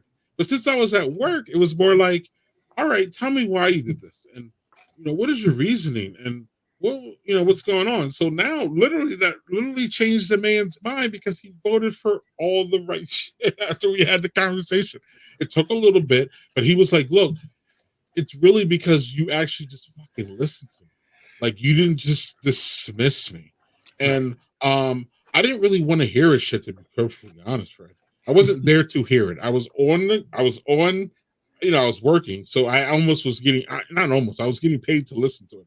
And, when you're behind the bar, you're not trying to start any shit. And you're not trying, you're representing the bar. You're not trying to you want everybody to, come and drink beer and to have a good experience. And I didn't want Jim to be, your bartender was proselytizing behind the bar. And I didn't want any of that shit. So I just listened to the man, and he, and that, I think a lot of listening sometimes, even when you know what's going to come out of their mouth, and even though you're upset and you're pissed off about it, just giving them a listen and just being like, all right, like you said, just have a great day. Like I just want you to just be cool. I just want everybody to be cool, not you to be cool. You can't say that, but I just want everything to be cool. I don't want to be adversary here. We disagree, but we don't have to be adversary about it. Doesn't have to be this. One of the things that I think is two of the best words that I believe we need to use more often, and unfortunately get put under the umbrella of religious. And if we just took them out of the religious context, in which case, in the way many people hear them, I constantly hear people say, have a blessed day, not from my community, but from other communities. I love that. Have a blessed day, which is not anything necessarily to do with the Lord or religion, okay? And the other word is grace. I gave them grace. You said it. I gave them grace. I listened with grace. I exuded grace. And that is one of the words that I think can be so powerful. And if we maybe leaned in a little harder on grace and blessed, we might be a better society, and we might be able to hear people a little bit easier. It blows me away. There's things that come out of the African-American community, come out of the South, that come out of low socioeconomic stratas. And I think they're so powerful that we gloss over them and we don't hear them as white people, and we don't hear them if we see those words as religious. And I think a lot of times it's like, oh my God, I love the fact of the word of grace. Okay. It's not like I'm saying grace. That's not the definition I'm using. No. Go in grace. Right. Have a blessed day. These are things that tell you care. You're telling other people you care in greetings and salutations. You're telling them you're listening with intentionality. And you're not using friggin' scientific words like listening with intentionality. I'm listening with grace. There's just some powerful shit going on out there that our grandmammies and our granddaddies might have had a whole lot better grasp on it than many of us did. Yep. And I think that it really helps to say, I'm not here to change minds. Right. Like, I think we want to change minds. But if you take the mindset of, I'm not trying to change a mind, it frames the conversation different. It's just like, Fred, you probably gave this advice to your kids, because I know you have adult kids, which is, listen, mom and dad, you grew up with mom and dad. We had a relationship. We still have a relationship. But I don't know why she picked me. And I don't know why I was even worthy of her picking me. But my point is that, like, don't, like, this is what I tell my kids. And you probably told your kids, you don't have to stress. Like, just be yourself, and the right person's going to eventually roll up. Don't be going out there trying to convince people that you're worthy. Just be worthy, and people will see that. It's kind of the same thing. Like, I'm not going to. I believe that I'm not changing anybody's mind. So then when I go into a conversation, it's not about changing your mind. It's just more about having a conversation. And it's more about maybe even trying to get you to see my angle that you can't see because you don't live my experiences. But I will sit here and I will listen to your experiences and try to understand where you're coming from on this. And that, Fred, in my opinion, is a definition of grace, which is you're willing to sit there and listen to their experience so that they will listen to your experience, and maybe there could be some agreement or even come together. Now Mr. What did he say, the communist state of Madison, I forget what he said. Now that, like you said, at some point you have to, like, disengage and be like, okay, well, he's not in the right mindset at this point to have this conversation, so I'll disengage, but I'll do it in a respectful way where it's not adversary, and we don't leave this in a bad, light. Like, this is how, like, you're a father of adults, and so is Doug. Y'all understand. Sometimes it's not really about getting your way or telling them what's up. Sometimes it's about leaving the conversation in a good tone, so that it's not negative. Even if you didn't get across to them, there's always another time, Fred. Like, sometimes your kids aren't ready for that. So sometimes you can just, like, sneak in later and, like, get that same message out when they're more open to having that conversation. And I think that's what a lot of people, Mr. USSR of Madison, he was not ready for that conversation at all. So then you knew that, and you're like, okay, cool. Like, you go have a great day. And I really, truly mean that. But, us talking anymore, it's not really going to get us anywhere. So you're in the USSR of Madison, and I'm in the, hey, Madison's a, crowning, shining moment in a big, field of, and we're just never going to bridge that gap now. But you need to have a really good day, and I'm going to have a good day, and we could just all go on that way. As I'm sitting there and he's referring to the city that, because I'm from Chicago, and I think people need to know that this city annoys me as much as I love it. Okay. There's an element of too many white people have been at the table for too long. They've always been told everything they think since they've been in little children, because they're white and they're privileged. Everything they think is true and prescient.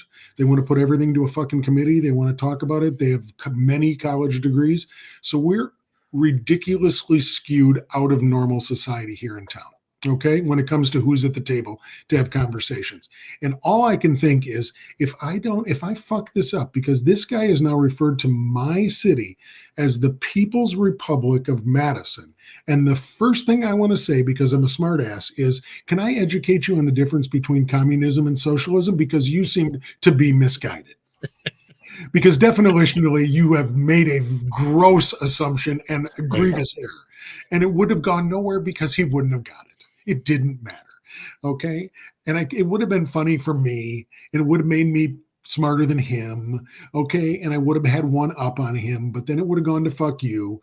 Okay. And where would we have ended up? It wouldn't have ended up anywhere. But in my own mind, I'm just laughing and trying like hell not to laugh out loud, because I'm like, this is the silliest conversation I've had. But at the same time, there's an element of his truth that is absolutely true, not just for him, but there's a bit of a truth to it. There's a bit of pompous haughtiness that we exude in this city. I used to refer to the high school that I worked at as the mid-city school for the terminally important, because our shit didn't stink. It didn't matter. And everybody in there, teachers, kids, anybody, they're fucking inflated.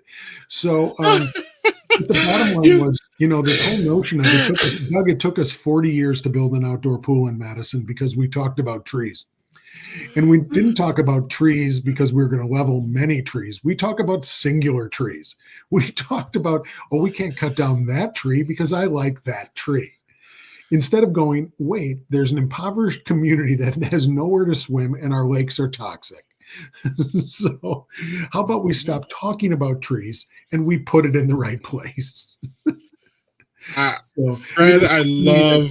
The dude is true. There's an element of truth for him. There's probably an element of truth for me. But the bottom line is, I love this city and I'll defend it. But when I'm working for somebody else and I can't do that, I got to figure out a very generous way to bow out with grace. Amen. And I'm sure you're, bunch of years, your decades actually, of being, I don't want to say a public servant, but teaching the kids the good ways. It really has helped you in this aspect for sure. Oh, totally. And I really love how Fred just talked about how Madison's problematic, and Madison can be problematic. Again, I've been like, yeah, man, we're great because we got Janet in and the kids came out and it was great. It was great. Fred, that was the most delicious election ever for me. I fucking loved it. I just loved how swift and decisive it was. I just love it because it's sometimes not that. And again, coming off the election where it was Evers and Mandela, and Evers won and Mandela lost, it just gave me this big frustration because we should have been able to pull Mandela over the line there. We really should have. And it's just frustrating that we weren't able to do it, and not really because Mandela's Mandela, because Ron Johnson, in my opinion, is a big piece of shit. Period. That's what he is. He's a turd. My turds smell better than that motherfucker. That's my opinion. Not Fred's. Not Doug's. By the way, you're the only one on this podcast, the only one of the three of us that, first off, we were done at 10:30 on a Tuesday election night, which felt great. We didn't have to wait up till 2:30. shit was Yes. done by 10:30. We're in Yes, bed. it was swift. But It was the like, other part is, for as much as you love Madison, as much as I love Madison, the difference between you and I is you go to bed and you wake up the next morning, you're still a black man in Yes. this area. And therein lies the biggest difference in us is your lived experience is not mine. Yep. So, And I just want people to understand mine, and that's it. I'm not here to change your mind. I used to be that guy that wanted to change minds, but I don't want to change any of your minds. I know, and it's funny because some white liberals in Madison get pissed off when I say that shit. And I'm like, okay, and this is where Madison can get problematic because, like, motherfuckers, y'all ain't going to tell me how I deal with my oppression. So don't start. Don't go there. The liberal person, don't do it. Liberal white person, don't, because we're going to fight, and we're not. There's no reason for us to fight. We are on the same team, but at some point you have to again give me the same respect that I'm giving y'all, which is again y'all have a different worldview, and I am open to hear your worldview. Right. But at the same time, you can't be smushing a mind and telling me, which ultimately comes out to white splaining, Fred. Is well, y'all need to fight harder, bitch. We've been fighting for centuries at this point, motherfucker. Yep. Don't tell me about this and how I navigate these waters will never be how you are able to navigate. Yeah. So you can't be telling me any kind of aspect of this at all. So if I want to come back and not be aggressive, I need to do that. I may not come home if I'm too aggressive as a black man in the city, in any city. So y'all need to just. It's kind of like when I told my kids, we're having, when they're very much younger, conversations about things like women's rights, abortion rights. And I said, here's all I think I know as a reasonably book-educated white guy. I'm going to be the last person to speak, but after every woman in the world has spoken, and after everybody has gone on the record as to what they think about this issue as a woman, from all cultures, all races, all creeds, all nationalities, then me, then we can get in line as men. And then we can speak. Until that point, we just need to sit in the back and listen. And it's not like we need, because people just say we need to shut the fuck up. No, we just need to listen. We need to listen. We need to learn. And we need to understand what's true for their bodies, themselves, and secondarily us. So, that to me is, those are the things that you can impart to your kids because it's not preaching. And it's, if you're telling kids to listen, it's a really good start to anything. It's a really good start to a conversation, a really good start to an argument, or what started as an argument, what started heated. It's just sit down and listen. And a lot of times, I hate to say it, now I'm back on the analogy again, a lot of times that happens on bar stools. And if you let it happen, okay, and it doesn't always have to come to fisticuffs, and it doesn't always have to be I win, okay? I love it. I love sitting. One of my many of my favorite moments in conversation come on bar stools. And it's because if you're somebody that is impassioned by what you do for a living and you want to talk about it, I can listen to you if you dig graves, if you lay asphalt, if you're a lawyer, if you're impassioned by what you do for a living, I can sit next to you and share 2 or 3 beers. Okay. If you also at the same time ask me a few questions about myself. So, those are great conversations, people that are impassioned by life. Okay, if you want to sit around and talk about being a dad or what it's like to be a Wisconsinite or what it's like to be a 60-year-old dude in South Milwaukee, like I did last night, that was fine. I mean, those are great conversations. I love leaning in. I'm not a person that typically sits at a bar and stays quiet. So, Fred, man, we always have good conversations. And I miss seeing you in person, and I miss being around you. But now I'm getting out more, and I will be back. I'm still a member of the club. I need to come back to club events and all that. And again, we're going to see you in April. Conversations. We're going to see you in 2 weeks at the big fiesta, the big holiday party at Capitol. Is in April? Yeah, because we moved it because of COVID and everything else. It's April 26th, Saturday. Yes. There we go. It's a fundraiser for Second Harvest. Bring some money, bring some food. At Yeah, Capitol Brewing. I'm not going to be there, unfortunately. Doug, Yes. I will tell you the best party starts. But Doug, when you know you're in Wisconsin, when the best party starts with a cheese budget of $2,000. Right. Hey, just an FYI, Fred. Last week we had a cheesemonger on the show. Oh my And God. we did cheese and beer pairings, and it was The fucking awesome. best, one of the best Yes. jobs. My sister-in-law is a cheesemaker. Yeah. And she and I have these great conversations about fermentation. It's hilarious. But Doug, it's the cheese setup for the club for the annual party. It's just stupid. It's stupid. Right.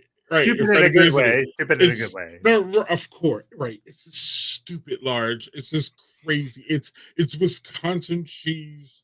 Like you walk in and you're just like, what in the hell? And we're used to cheese here.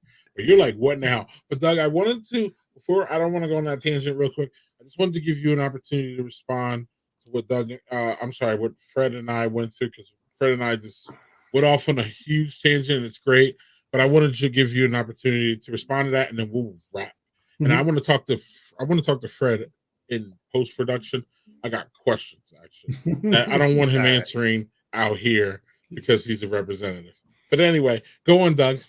Yeah. So soon you're going to have to pay for that and get a Patreon for the record. We're working on that. We're working on that. You can hear Fred uncensored. Not that he's not uncensored here.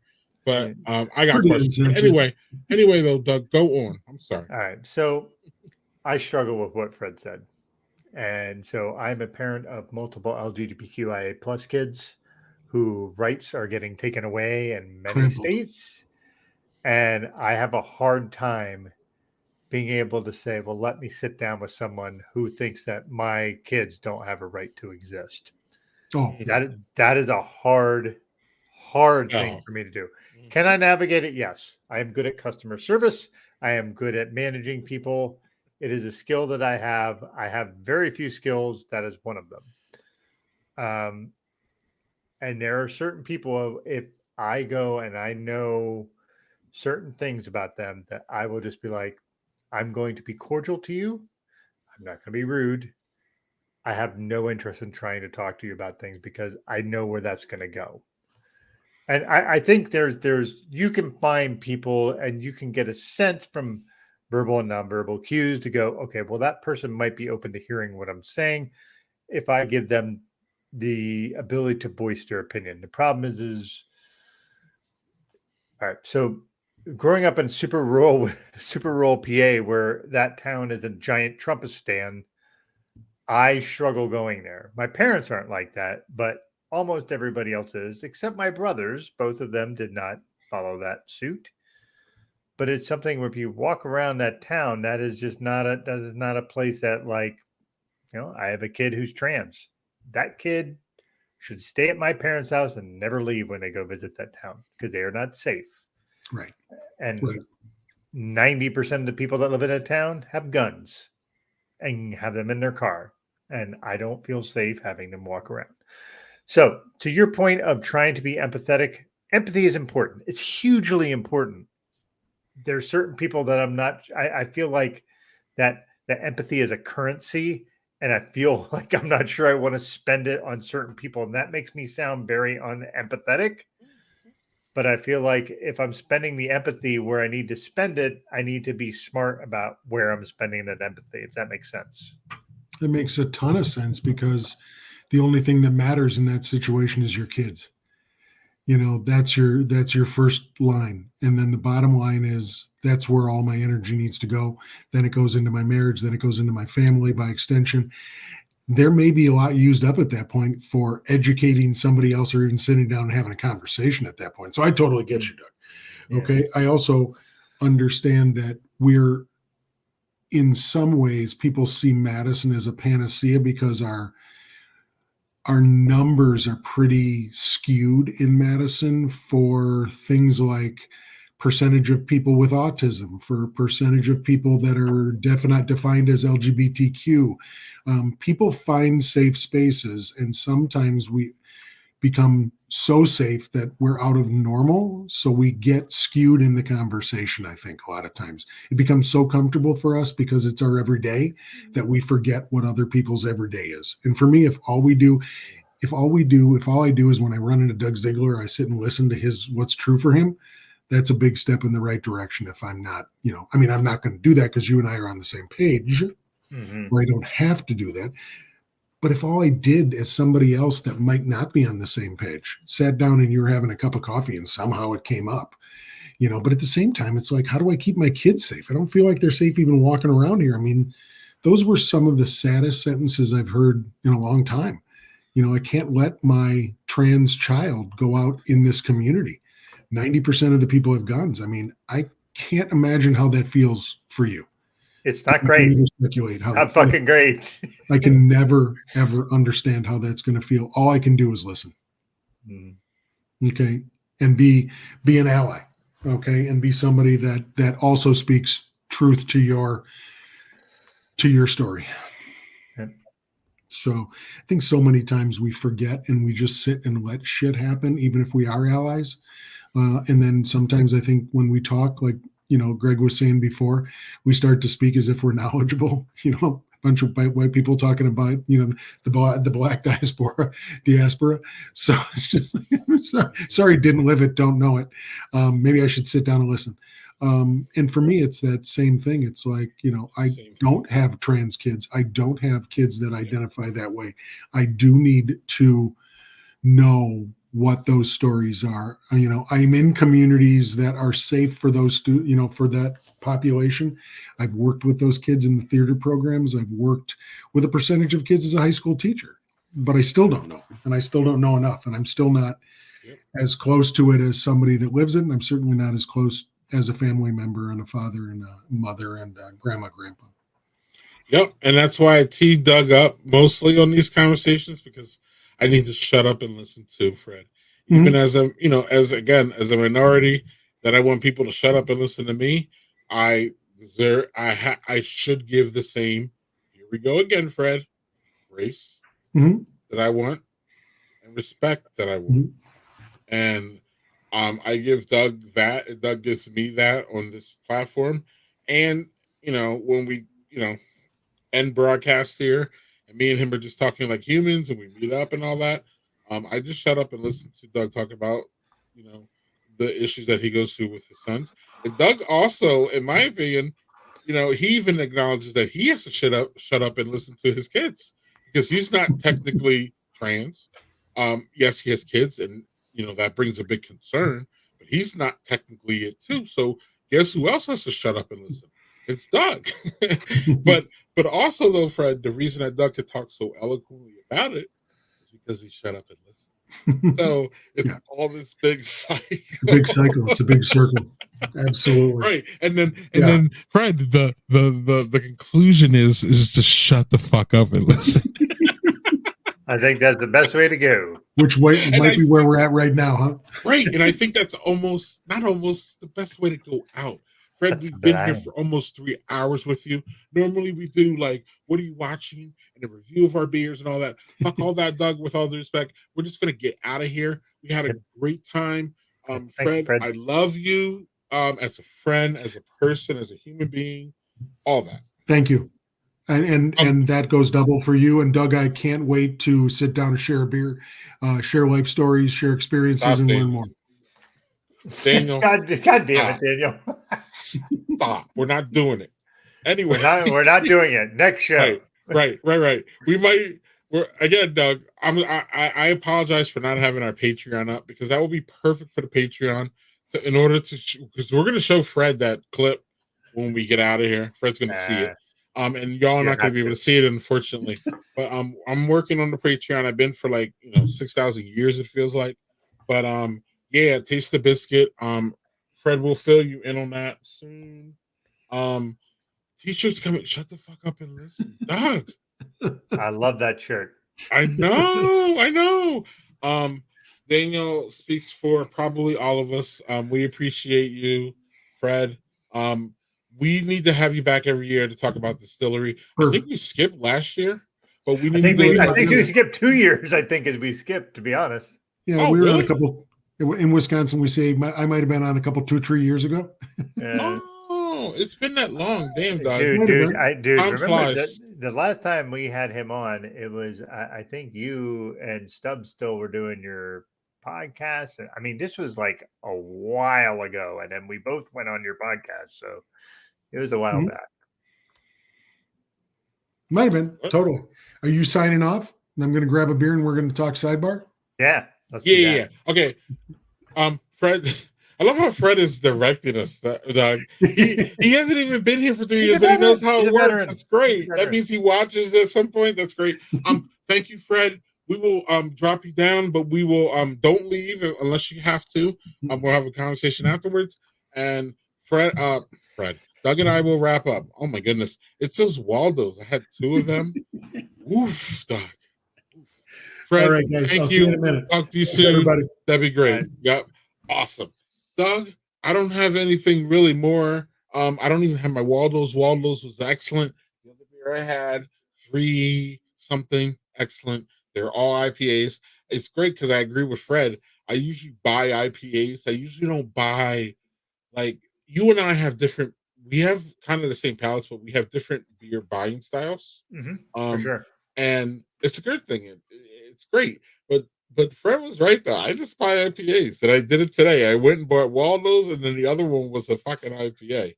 Hell, I So bought an IPA. I just today. buy IPAs all the time. That's what I do. It's bad. I know. I play into the IPA culture, but that's it. Yeah, host chat, right? Fred didn't even talk in there. But anyway, next week, Doug, we have Julie Burton. So this is somebody that I've known on Facebook for like 5 or 6, maybe even longer years. She's from Kansas City. She's fucking hilarious. Funny. She writes. Okay. She writes for Kansas City Magazine. Talks about things to do in Kansas City. Okay. She talks about her kids. Like she's just extraordinarily funny, and just it's going to be a blast. We're really gonna. This is a